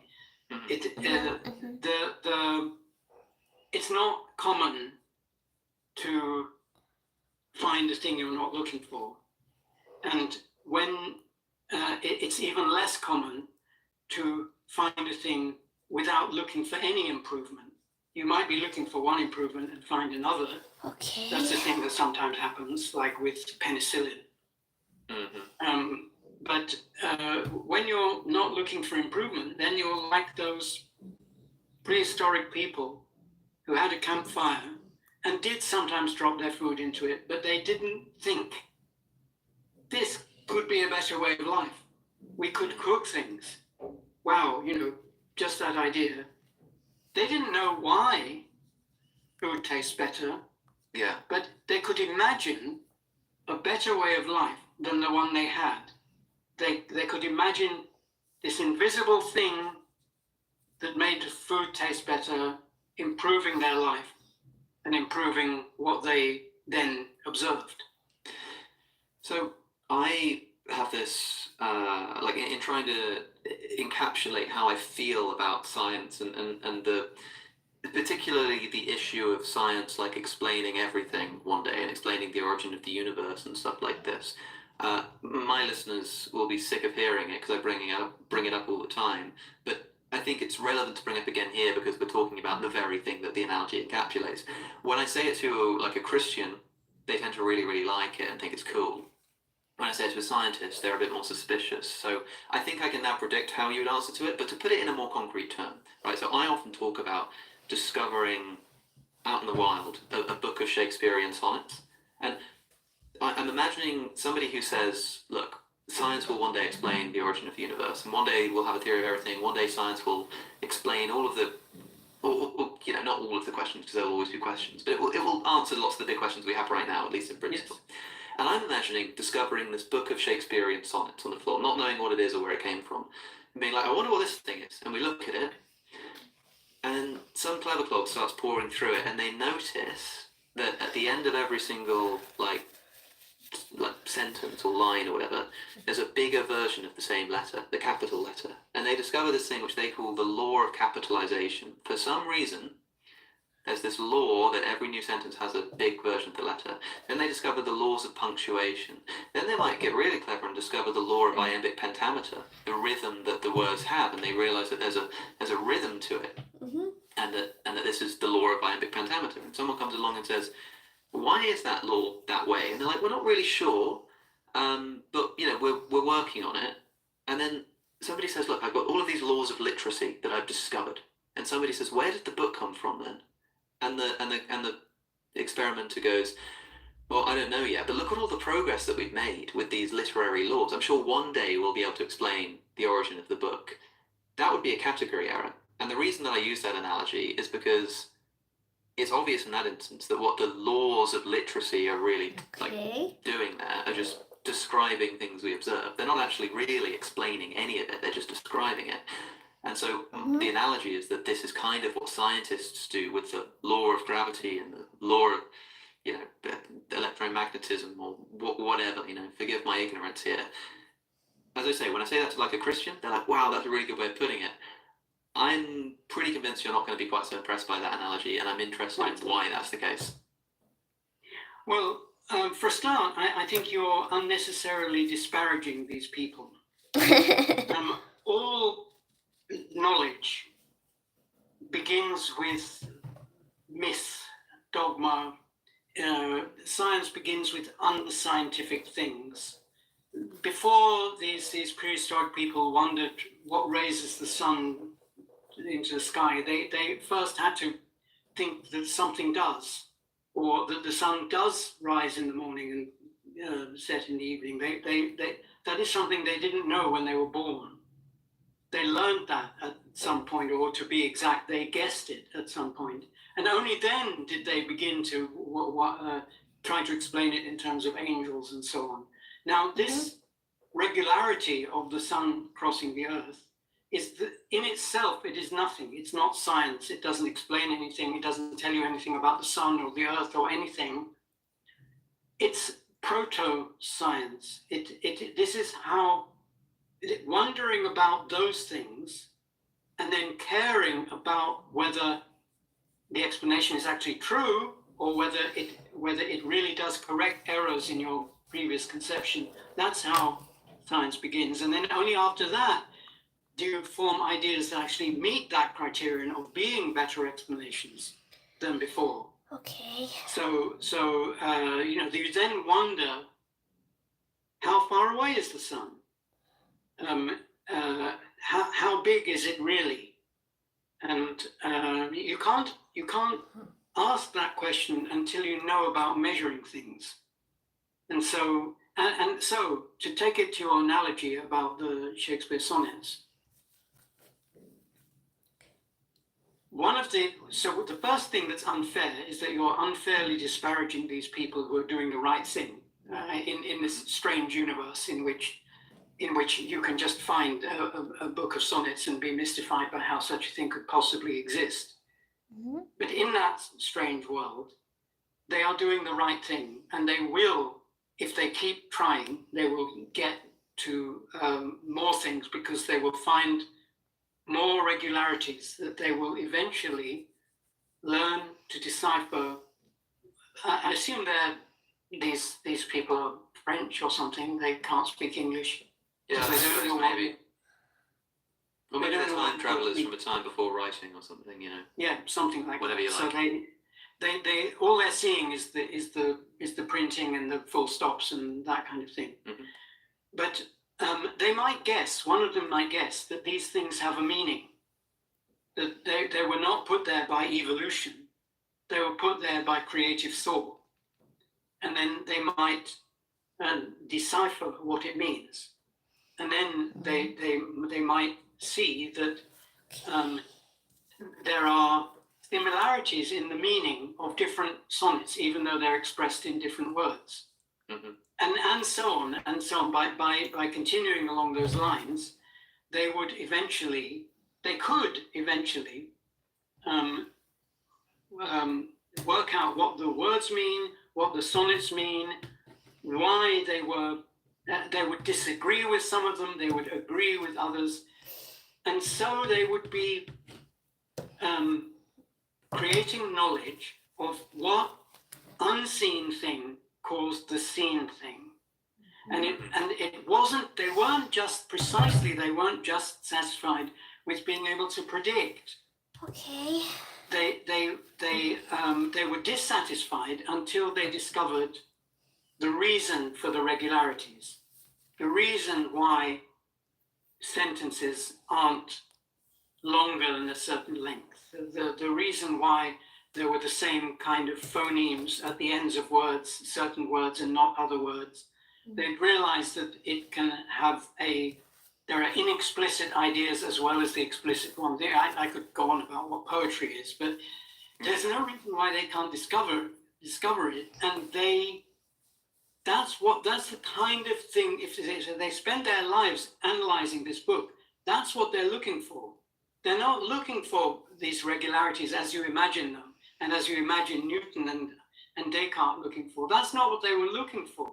They wanted to know what is in the world that causes these appearances, the same as what your imaginary scientists would be looking for.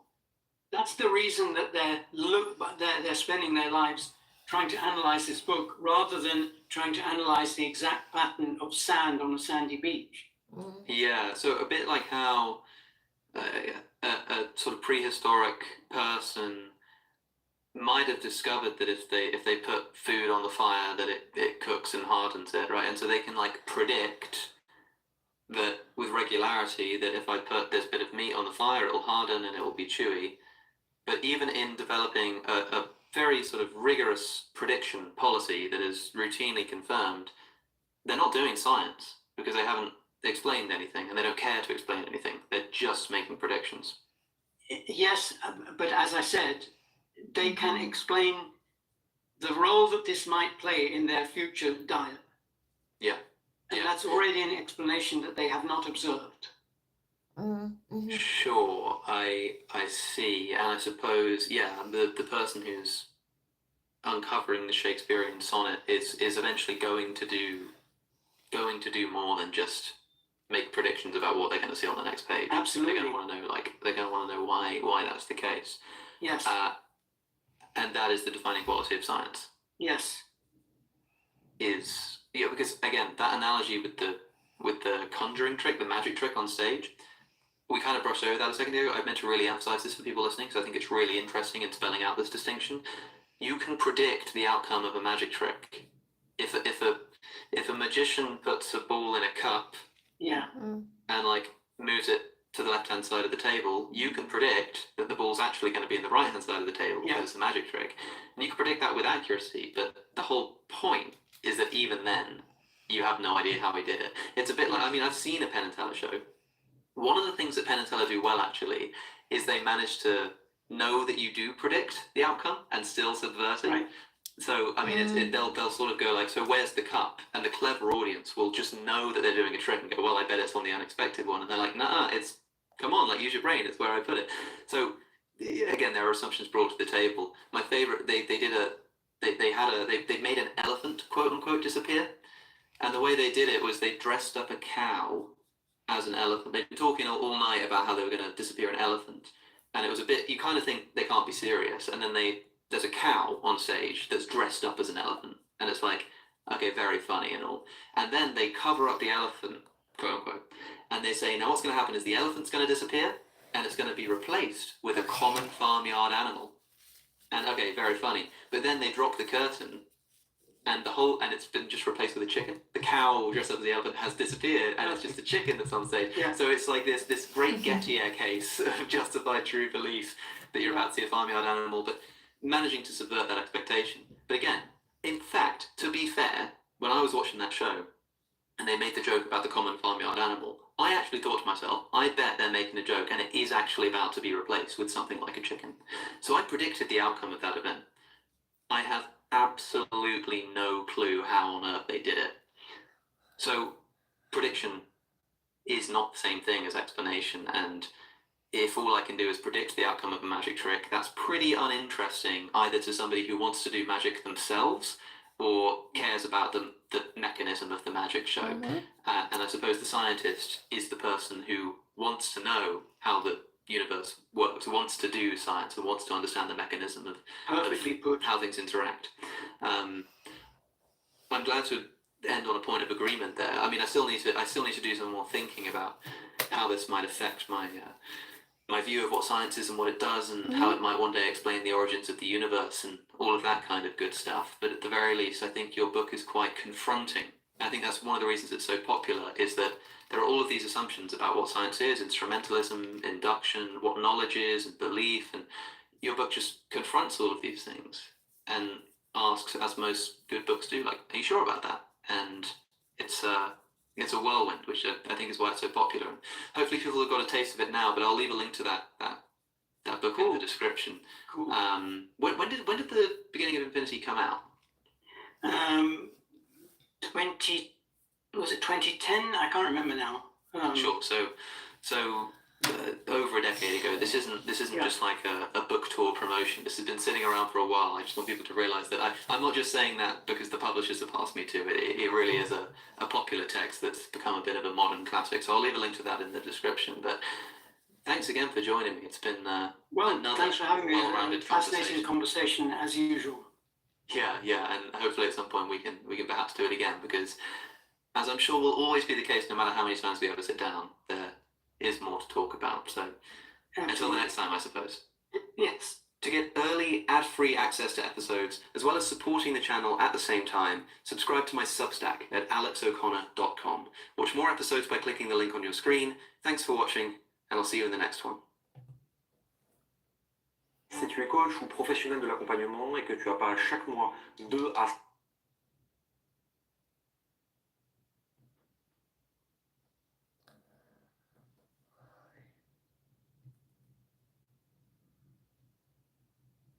Reason. Robert Sapolsky, welcome to Within Reason. Thanks for having me on. So on a scale of 1 to 10, just how bored are you of people making jokes about free will to the effect of when you do anything they say, hey, it's not your fault, you couldn't help it?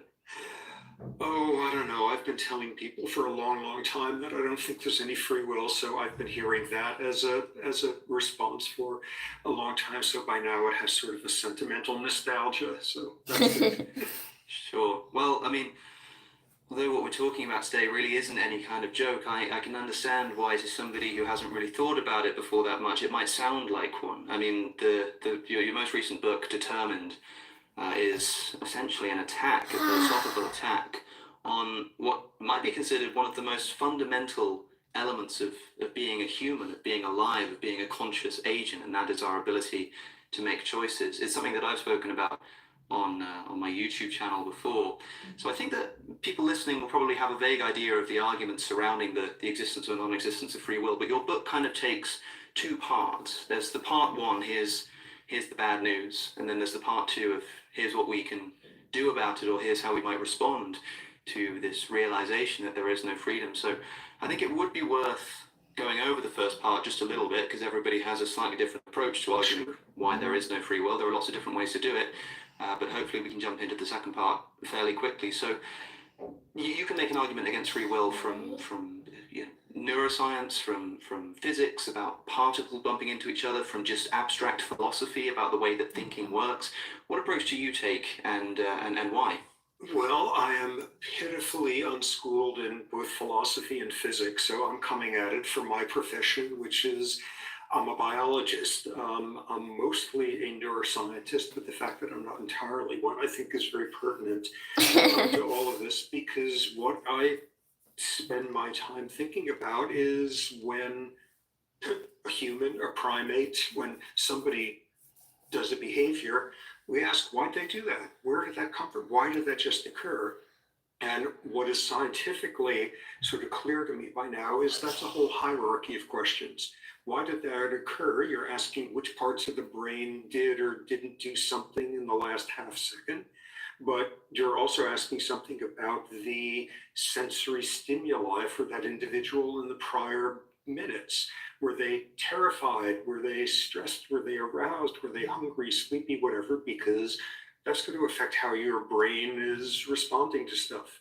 But you're also asking, what about your hormone levels this morning? Because that's going to have been shaping how sensitive your brain was to various environmental stimuli.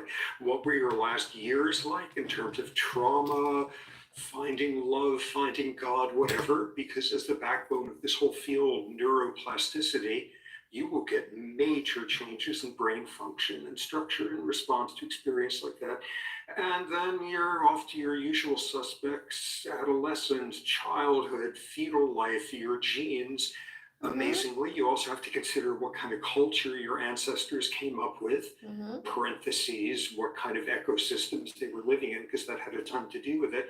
What does that have to do with any of this? Because within minutes of birth, the culture in which your mother was raised will influence her mothering style. And so why did that person just do what they did? Because of everything from 1 second ago to millennia ago, all of these influences. And when you look at them, there's two key punchlines. The first one is when you look at sort of the amount of our behavior that all of those prior events encompass, what you conclude is we are nothing more than the sum of our biological luck, over which we had no control, and its interactions with the sum of our environmental luck, which we also had no control over. The second key point with that, which really does in free will for me, is it's not a punchline here of, oh, you got to keep in mind a whole bunch of different scientific disciplines, because maybe neuroscience doesn't disprove free will, but endocrinology does, or that doesn't disprove, but genetics or physiological ecology or any. No, the key point is all of these different disciplinary approaches turn into the same thing. What do I mean by that? You're talking about genes and behavior. If you're doing that, by definition, you're talking about millions of years of evolution of your genes. And you're also talking about what your childhood was like when experiences then were causing lifelong epigenetic changes in your gene regulation. And you're also talking about what proteins your brain were making on the direction of your genes 25 minutes ago.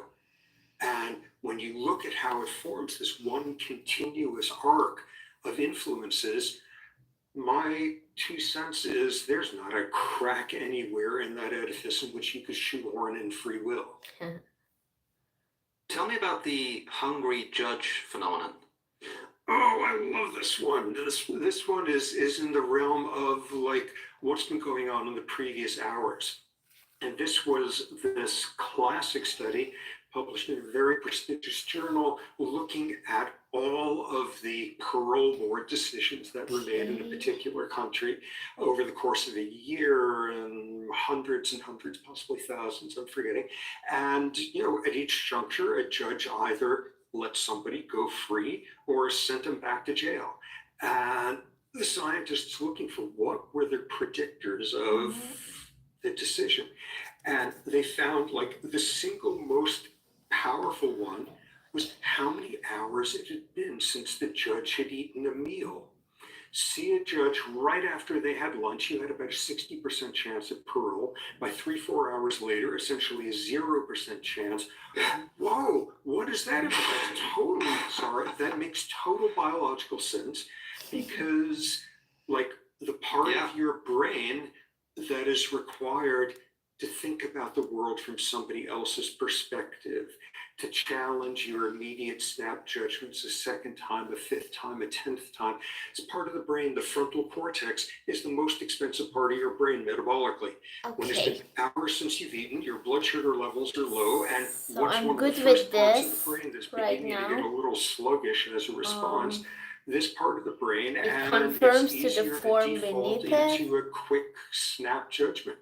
And the neurometabolism of that occurring is pretty straightforward. What's astounding to me I'm is happy the knowledge with this that you take any one area. of those judges and say, "Whoa, this is interesting. Remember back I'm right after happy lunch, with you had a this guy who had done area. X and you paroled him, and just now this person seemed to have done the exact same thing, but you sent them back to jail. Deltoid What's the deal part with that?" They're not going a to little bit say, more. because my frontal metabolism decreased. They're going to cite Right. some college course on Immanuel Kant or something that Mhm. will fill in an attribution when it's metabolic. Okay, it must be said that study got a lot of attention, and it got a few different groups challenging its statistics, its interpretation. It is totally, utterly held up solid and has been replicated. You do not want to ask for a home mortgage loan at the bank if it's been hours since the person you're talking to has eaten a meal, all sorts of versions like that. When people are hungry, when they're sleep deprived, they become less generous. They become less cooperative. They're more likely to stab you in the back if you're playing an economic game with them. Mhm. So just on that level, wow, when you had lunch is going to have a major impact on whether or not, you're going to send this person back to jail or not. Yeah, there's machinery humming underneath the surface all the time.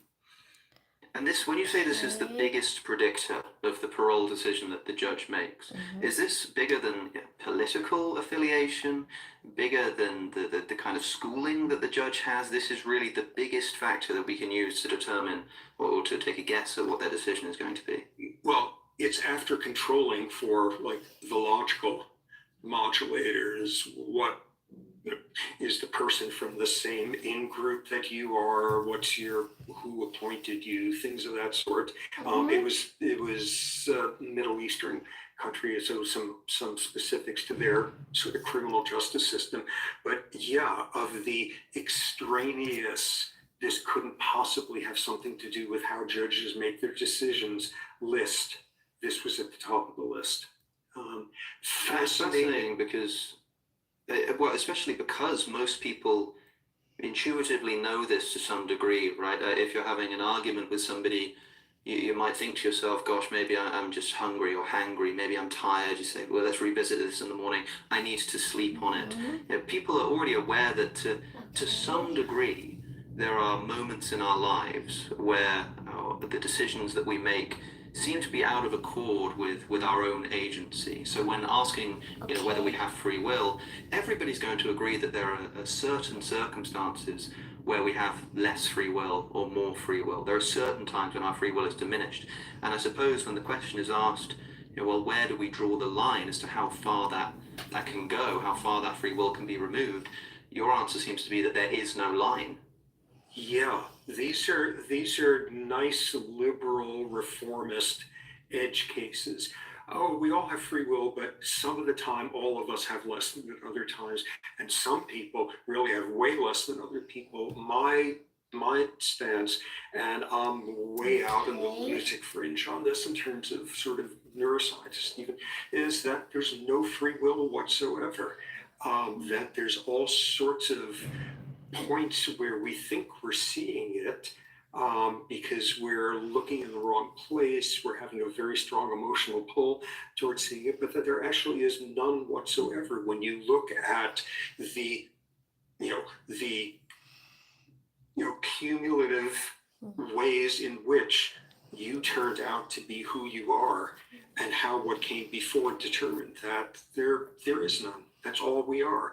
We are the outcome of the biological environmental luck that started way back when, up to a second ago, and there's no me inside your brain, that's in your brain but not of your brain, and it's made of something separate, and that somehow is immune to things like your blood glucose levels, or your genes, or what culture you were brought up in, or whether you're worrying about paying the month's rent, and that's like the main thing in your mind.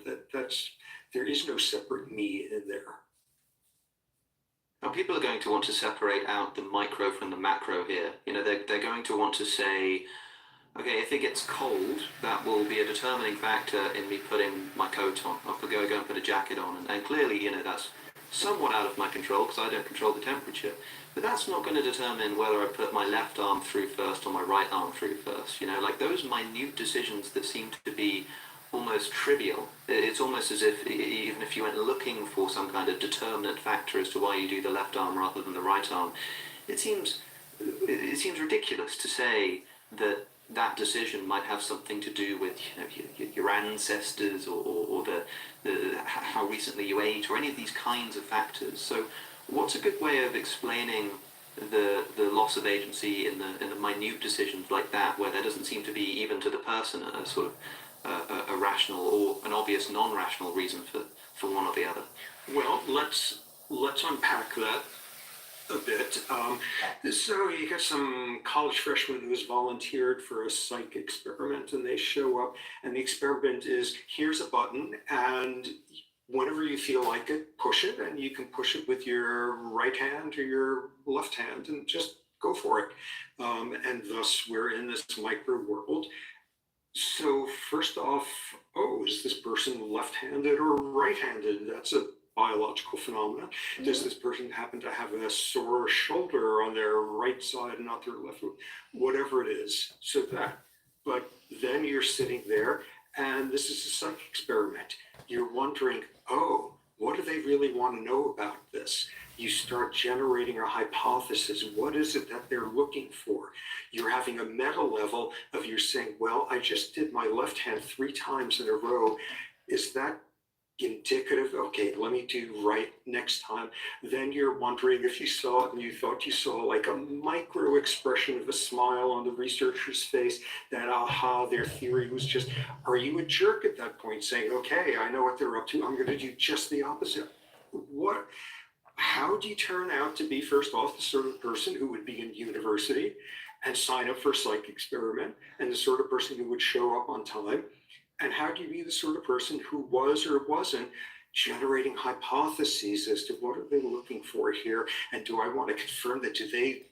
Are they appealing? Am I going to try to do what I think they want me to do? Or am I going to do the opposite because I'd like to show them that I'm smarter than they are because my authority issue? And like, just unpacking even something as like trivial as that is going to have a little bit of this viscosity coming from everything that came before that made you you. Well, people often like to ask me about there's a French philosopher whose name I don't know if I pronounced correctly, but this concept of Buridan. Is it Buridan? Buridan, but his donkey or his arse. And this idea of a donkey stood behind two haystacks, and it's hungry and it needs to eat from one or the other, but because the donkey has literally no reason to pick one haystack over the other, it stands in the middle and ends up starving to death, because any reason to go for one or the other doesn't materialize, and yet to go for one or the other you need some reason. And I had I had someone ask me about this recently. I was speaking at a school, and this young guy comes up to me and he asks me about this situation. And the way that I tried to explain it to him was to say, the Okay. two options you have are that either there is some determining factor that makes the donkey go for stack A or stack B, or there's literally no determining factor. Now, granting that the donkey probably does something, right? So let's say it goes for stack A. If there was some determining factor, then that's what we're talking about here. You have to ask what brought about that determining factor, and it's probably outside of the donkey's control. But even if it were the case that there really were zero determining factor, and the donkey genuinely randomly picks stack A, the definition of randomness entails that you're not in control of that either.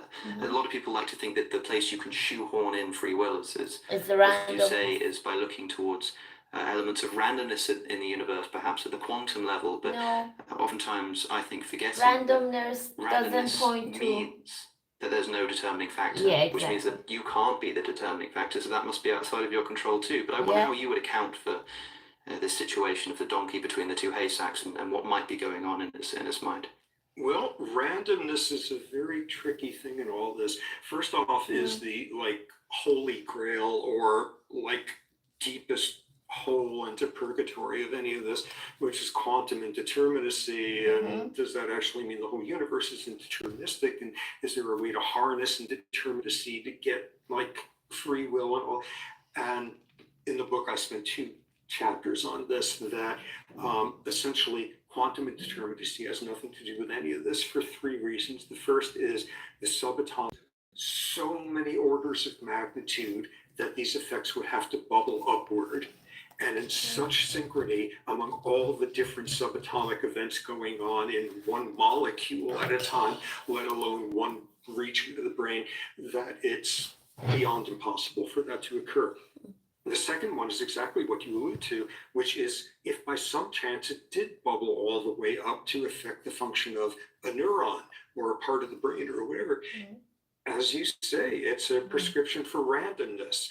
And God help you if, say, you're attributing, say, your moral philosophy to randomness, and every free will believer and free will skeptic, except for a weird sort of subgroup there, agree that randomness is not like the basis for free will. It's just as incompatible as extreme determinism. The third one is then this sort of desperate Hail Mary that people often grab for at that point, which is somehow to harness that randomness in some way, higher level brain function, the you that's supposedly separative there, in some ways able to reach down a form of downward causality that philosophers basically think can't exist, in order to opportunize that randomness for your own like free will pleasure stuff. And there's no mechanism for it that works. That said, when you look at the brain, neurons do random things. Neurons will randomly dump little packets of neurotransmitters. Neurons will randomly have action potentials now and then. And you ask the same question, is this like the fodder for your like moral philosophy kind of thing? Very unlikely. And the randomness turns out not to be all that random. For example, so you got, neurons, they talk to other neurons by way of these little fibrous end things called axon terminals that have little packets of neurotransmitters in them. And when the first neuron gets excited, it dumps those neurotransmitter packet out into the space, which floats over to the next neuron and gets it excited. And occasionally you see neurons that will just spontaneously dump their neurotransmitters out of their little packets. Whoa, randomness, all of that. Randomness as in, well, there's the usual machinery for dumping neurotransmitter when you want to, and it's incredibly complicated and has produced a couple of Nobel Prizes. So like somebody is not looking at the control panel when they should be inside that neuron, and like something slips by and you accidentally activate the dump the neurotransmitter mechanisms. Oh, it's just a hiccup in the system. No, it turns out spontaneous neurotransmitter release has a completely different mechanistic pathway for doing it. Mhm. You evolved a capacity for spontaneous release. And then you look more closely, and it turns out there's certain times when these random events occur in your brain more often than others, different physiological states. In other words, there are points where your brain determines it's time to be indeterministic for a bit. That sure is not free will. That's as much free will as like you take an improv theater class and you sit there and the teacher tells you, okay, so now we're going to start the scene. Go for it. That teacher has determined that you are going to be indeterministic now along some parameters. Even looking at that level, there's no actual randomness Right, happening exactly. there, and there's no means by which true randomness is the way in which you turn out to be, you know, a fundamentalist Baptist or a Tibetan Buddhist or a nihilist or whatever. It's just not the building blocks that you can use to generate that.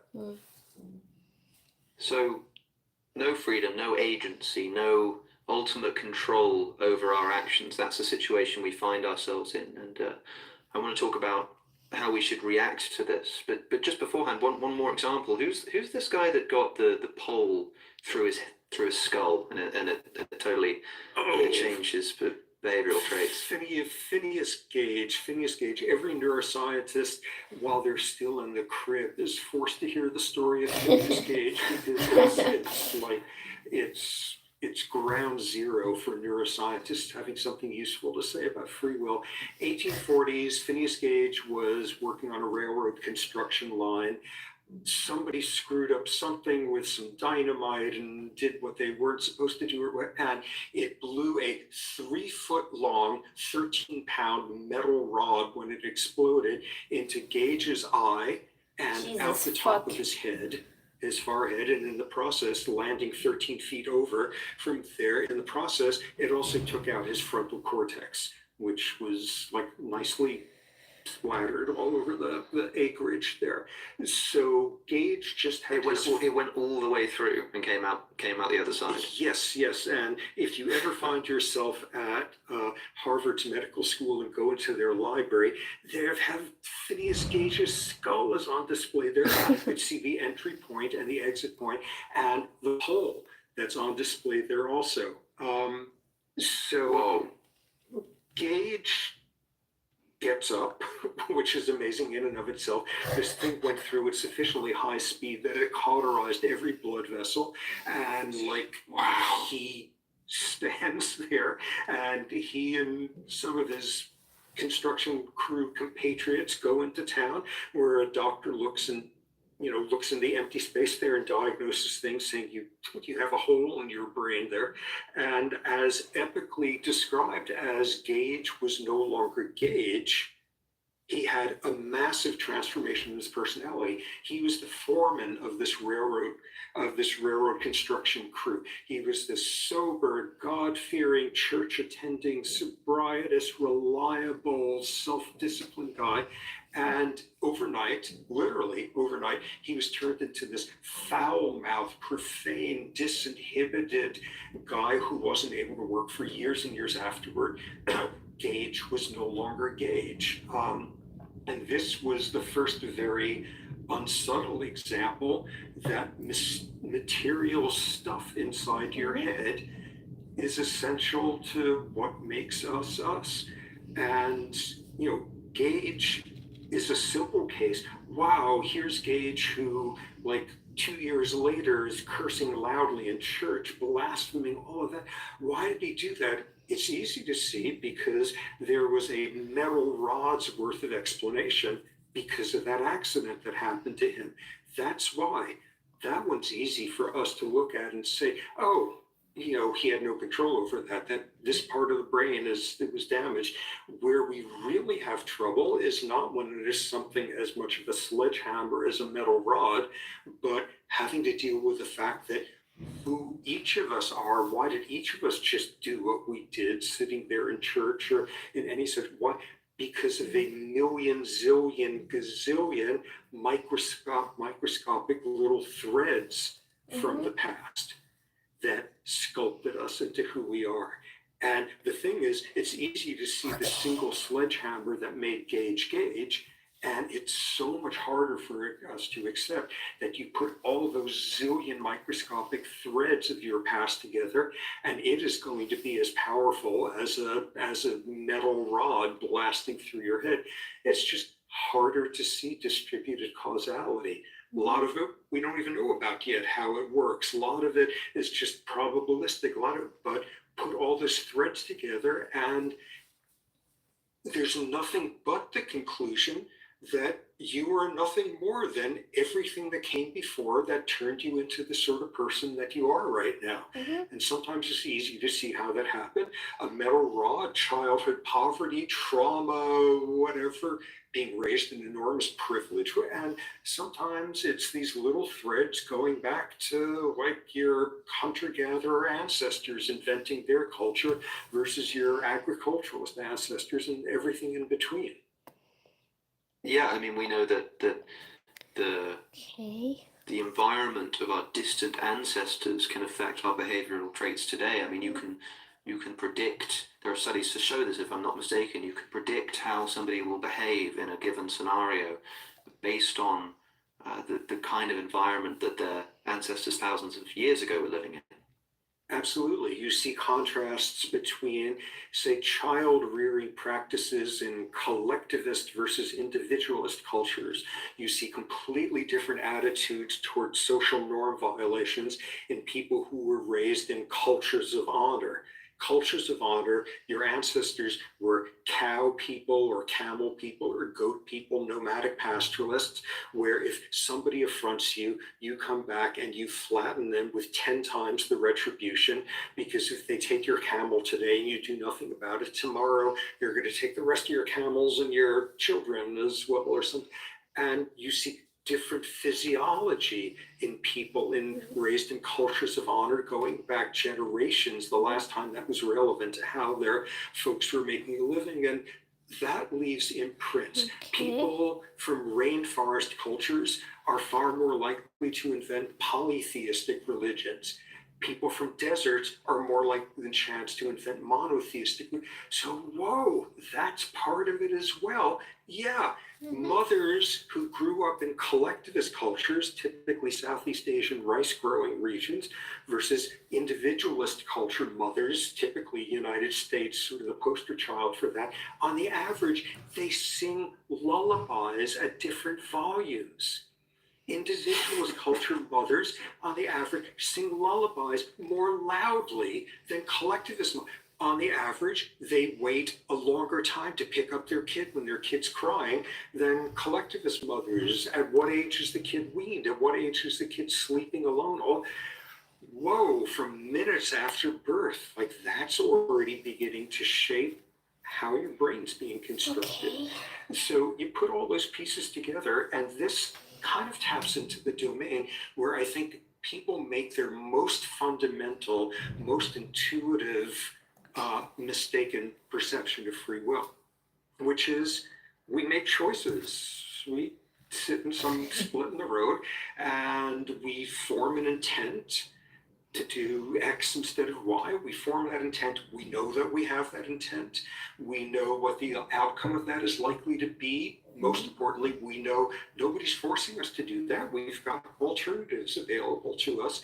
And for most people who think about free will, and people in the criminal justice system who think about free will, is if you had a conscious intent and you knew what the outcome was likely to be and you knew you didn't have to do it, that's it, case closed, culpability, responsibility, we're done with our trial.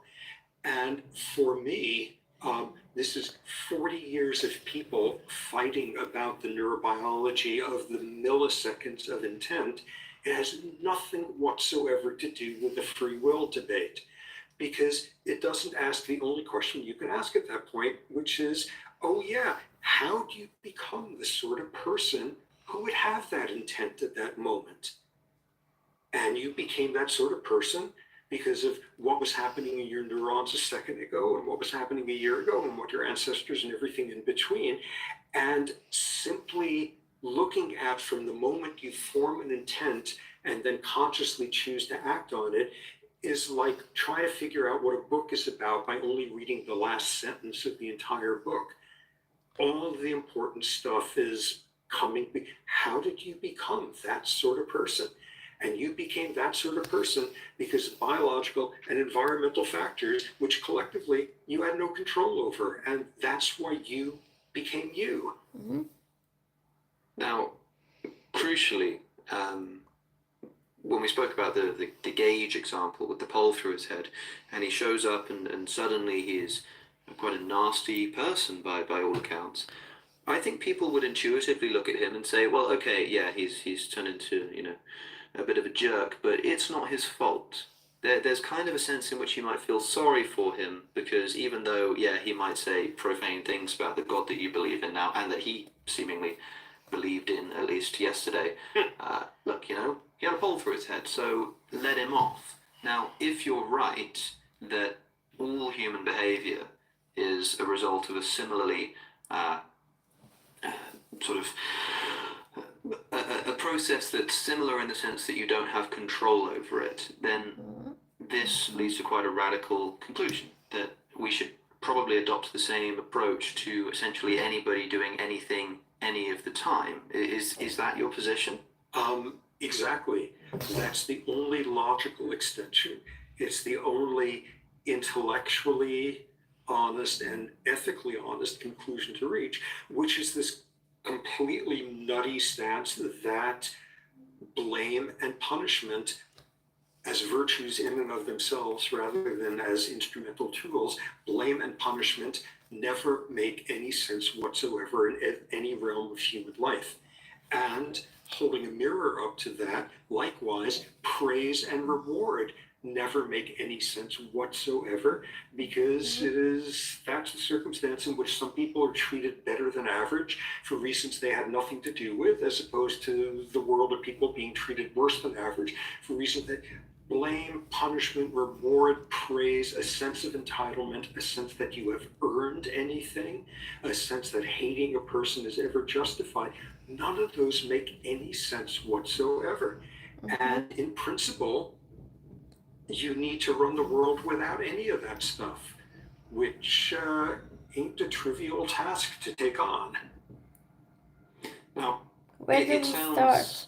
really nice when framed in terms of, look, if something goes wrong for you, it's not exactly your fault. If somebody has things better in life, it's we should take an egalitarian approach to recognizing that it's not necessarily due to merit, but we should be sort of considerate of the fact that there go I, were it for the grace of God. However, you can also frame it in terms of saying that when I achieve something, when I win a competition, when I'm nice to someone in the street, there's no sense in which I should be able to feel proud of myself if that's the case. And on a deeper level, getting rid of agency doesn't just get rid of this ability to feel, I suppose, proud or to condemn other people, morally speaking.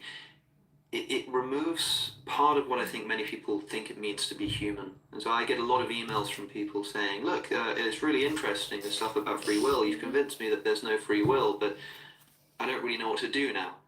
And I never quite know what to say to them. And I imagine that you're in a similar situation where you're kind of asked in a broad sense, does this kind of position just lead to a sort of nihilism? And if it does, should it? Yeah. Now we're getting into the sort of the really problematic stuff.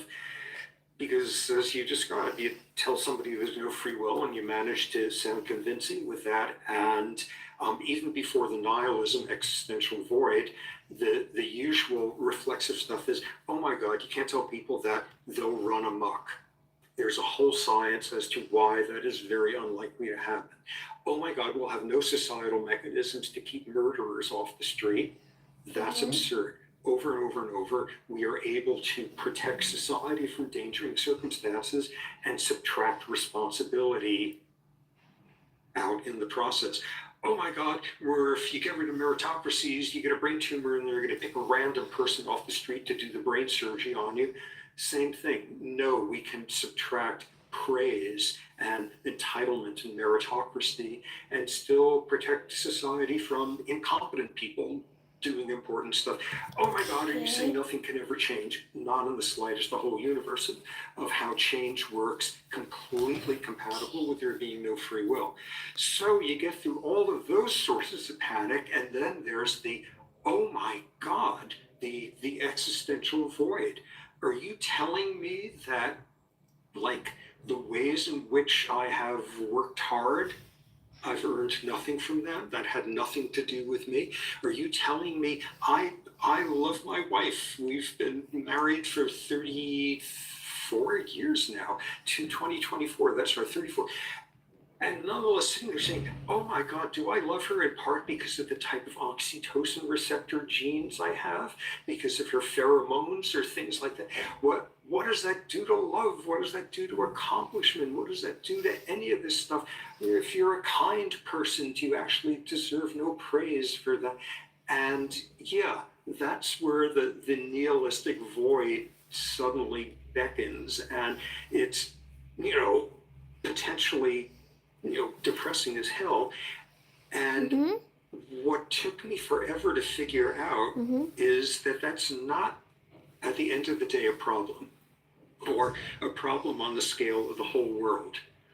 You're bummed out because if there's no free will, you didn't deserve your prestigious university degree. You didn't deserve your excellent salary, your corner No, the office. word You didn't deserve the fact becomes that people love irrelevant. you and respect So you. it's not You even didn't you don't the deserve fact that. that you were able to help people, and out of kindness, you didn't deserve any of the praise for that, any of the sense of entitlement, all of that. Bummer. And my critical point there is, if that's the stuff that there being no free will means to you, you're one of the lucky humans, because you're trying to figure out what it means that you may not deserve to be the CEO of your corporation, or you may not really have earned love by being a kind person, or any of this. If that's your problem, you're one of the lucky ones. For the vast majority of people on this planet, the issue isn't, oh my God, maybe I don't deserve to have been treated better than average because I really wasn't responsible for the things that I'm treated well for. For most people, the problem is that we have a world in which we're perfectly happy to treat people worse than average for reasons they had no control over. And for most people, getting rid of free will is a wonderful thing. It makes the world more humane. But here, one example that is so obvious that it's hard to frame in terms of the free will issue, but at some point 400 years ago, most Western cultures figured out that people don't have the free will, don't have the power to control the weather. And as such, if there's a horrible thunderstorm that destroys everyone's crops, it wasn't caused by the old lady with no teeth at the edge of the hamlet that nobody talks to. Witchcraft doesn't work. You can't do witchcraft to control the weather. They don't have responsibility over that. And as a result, there was a change in how we did criminal justice. You don't burn old ladies at the stake anymore when the weather turns bad, because they didn't actually have control over that. And it's a much better world that we don't burn people at the stake now when the weather turns bad. It's a much better world that we figured out about 2 centuries ago that an epileptic seizure is a neurological disorder. It's not a sign that somebody is demonically possessed. It's a much better world that in the last 40 years or so, we figured out that, say, schizophrenia is a neurogenetic disorder rather than it is caused by psychodynamically toxic mothers who secretly hated their child and made them schizophrenic. It's a great thing we figured out that some kids have trouble learning to read, not because they're lazy or unsmart, but they have architectural abnormalities in one part of their cortex, and they tend to reverse letters. They have dyslexia.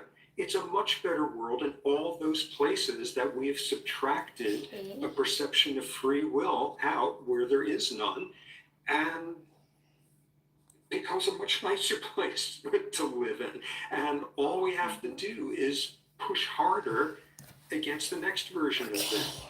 The fact that if you get a certain variant of the gene coding for the leptin receptor in your brain, no matter how self-disciplined you are, no matter how much you actually love yourself or no matter what you do, you're going to be overweight because your brain doesn't get satiation signals. And when you look at sort of implicit biases in society these days, one of the only ones that has grown stronger in recent decades is implicit biases against people who are overweight, because we associate it with a lack of self-discipline and self-indulgence, and they secretly don't love themselves at all. And you get that gene variant and you're screwed.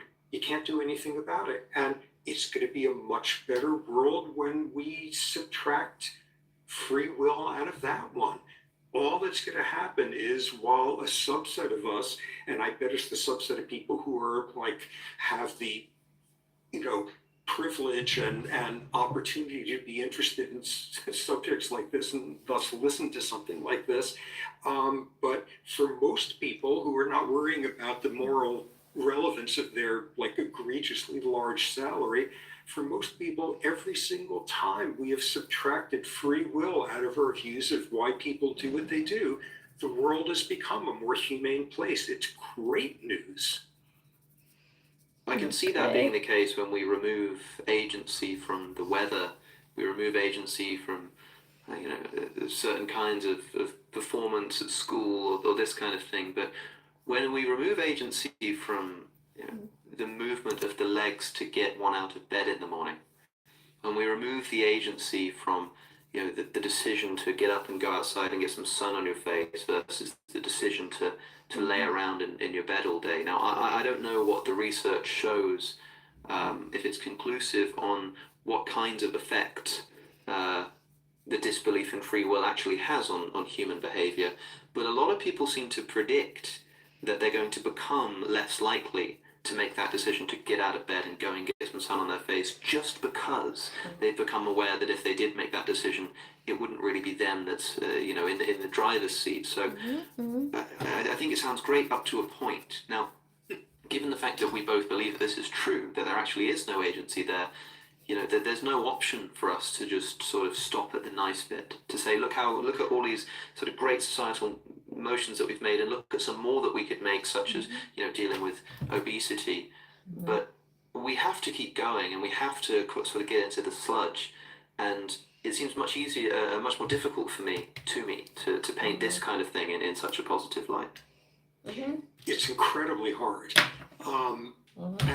And all that said, I was 14 when I stopped believing in free will, and for more than half a century since, I've thought blame and punishment and reward and praise and none of that stuff makes any sense whatsoever. And I totally, utterly am at intellectual peace with that.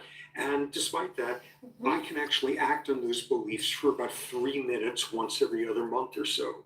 Because this stuff's incredibly, like, somebody cuts me off in traffic and I hate their guts and think they're a rotten foul human who should go to hell, or at least for a few. Or someone says to me, nice lecture you did just now, and unavoidably for a few minutes afterward, I'm going to feel like I'm a better human than average because of that, and thus deserve to get to the front of the line for the next great vaccine that comes along.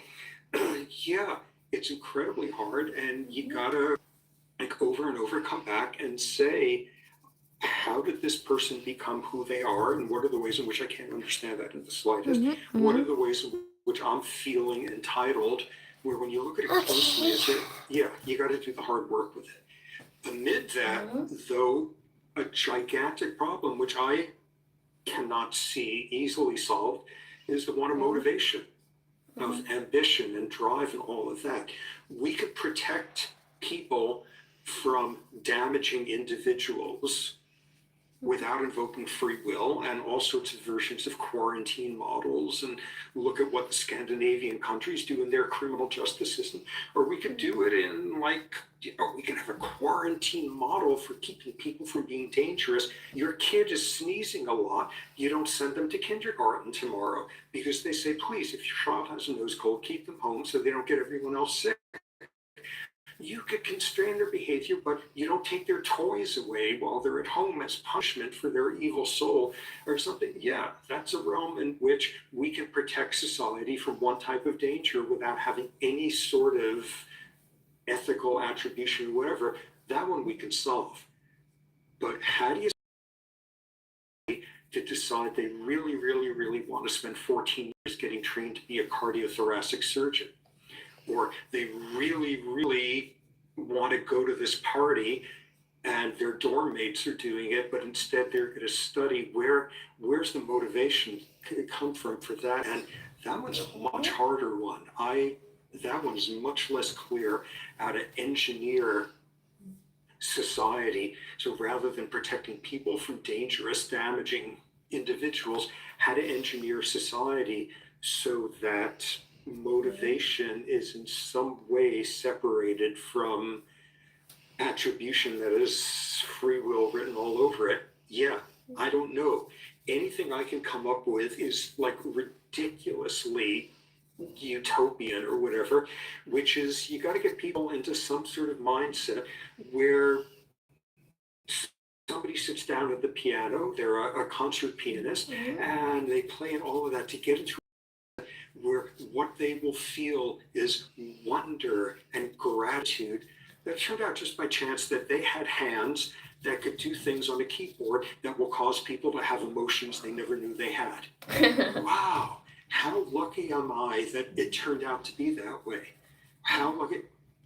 Yeah, okay. How lucky am I that I turned out to be smart enough to be able to take out glioblastomas, or that I turned out to have the capacity for empathy to do something nice for this homeless person?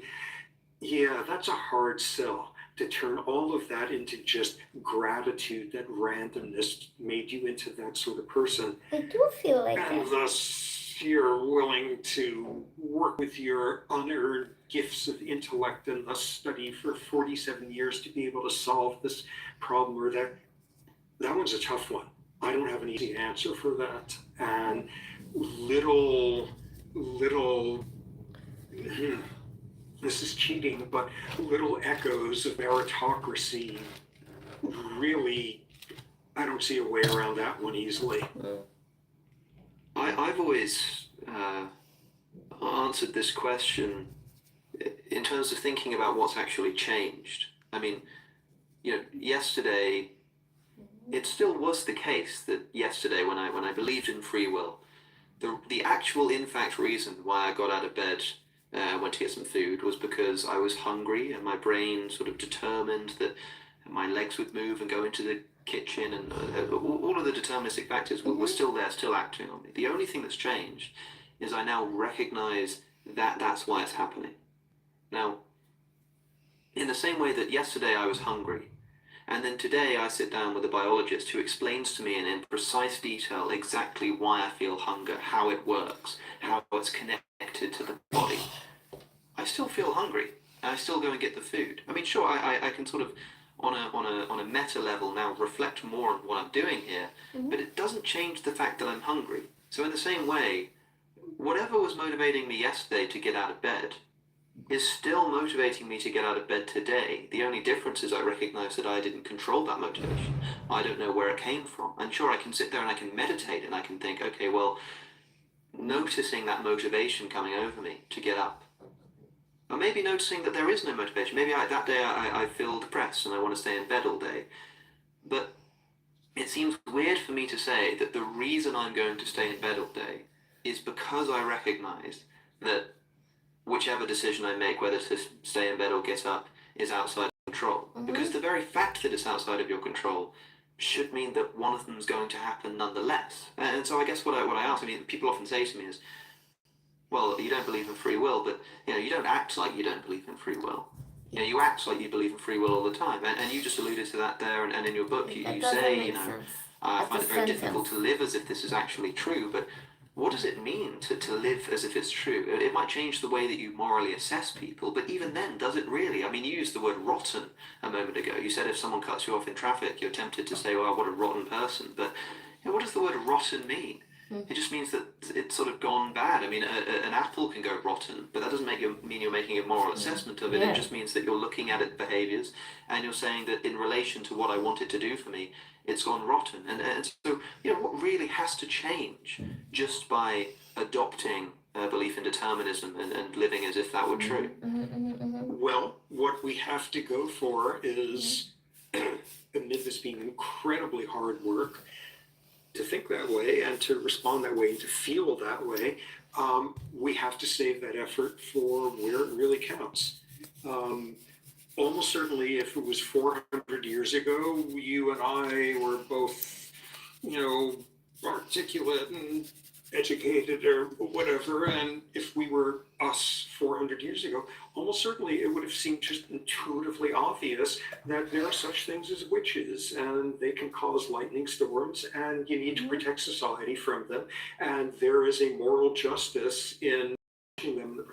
And 400 years later, it is Okay. intuitively obvious to you and me that that's gibberish, that makes no sense at all. We're people of our place and time now, in that some of the things that are intuitively obvious to right now to frame in a effortful, free will kind of way, people are not going to believe at some point in the future. Okay, so think about people 400 years from now. Let's think about how each of us has changed. When I was a kid, if the kid sitting next to me in school wasn't learning how to read, I would have agreed with the teacher and everybody else. And hey, some kids just aren't smart and they just don't work hard and all of that. And like here we are some decades later in the nature of knowledge in our world, that we now know there's this thing called dyslexia.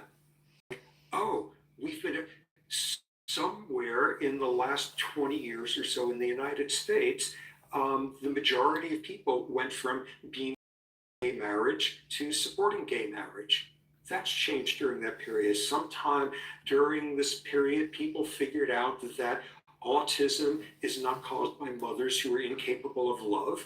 Autism is when there's something screwy and you get little islands of unconnected function in the cortex during fetal life. But these have happened in our own times. And what we see is the things that are so intuitively, obviously free of free will now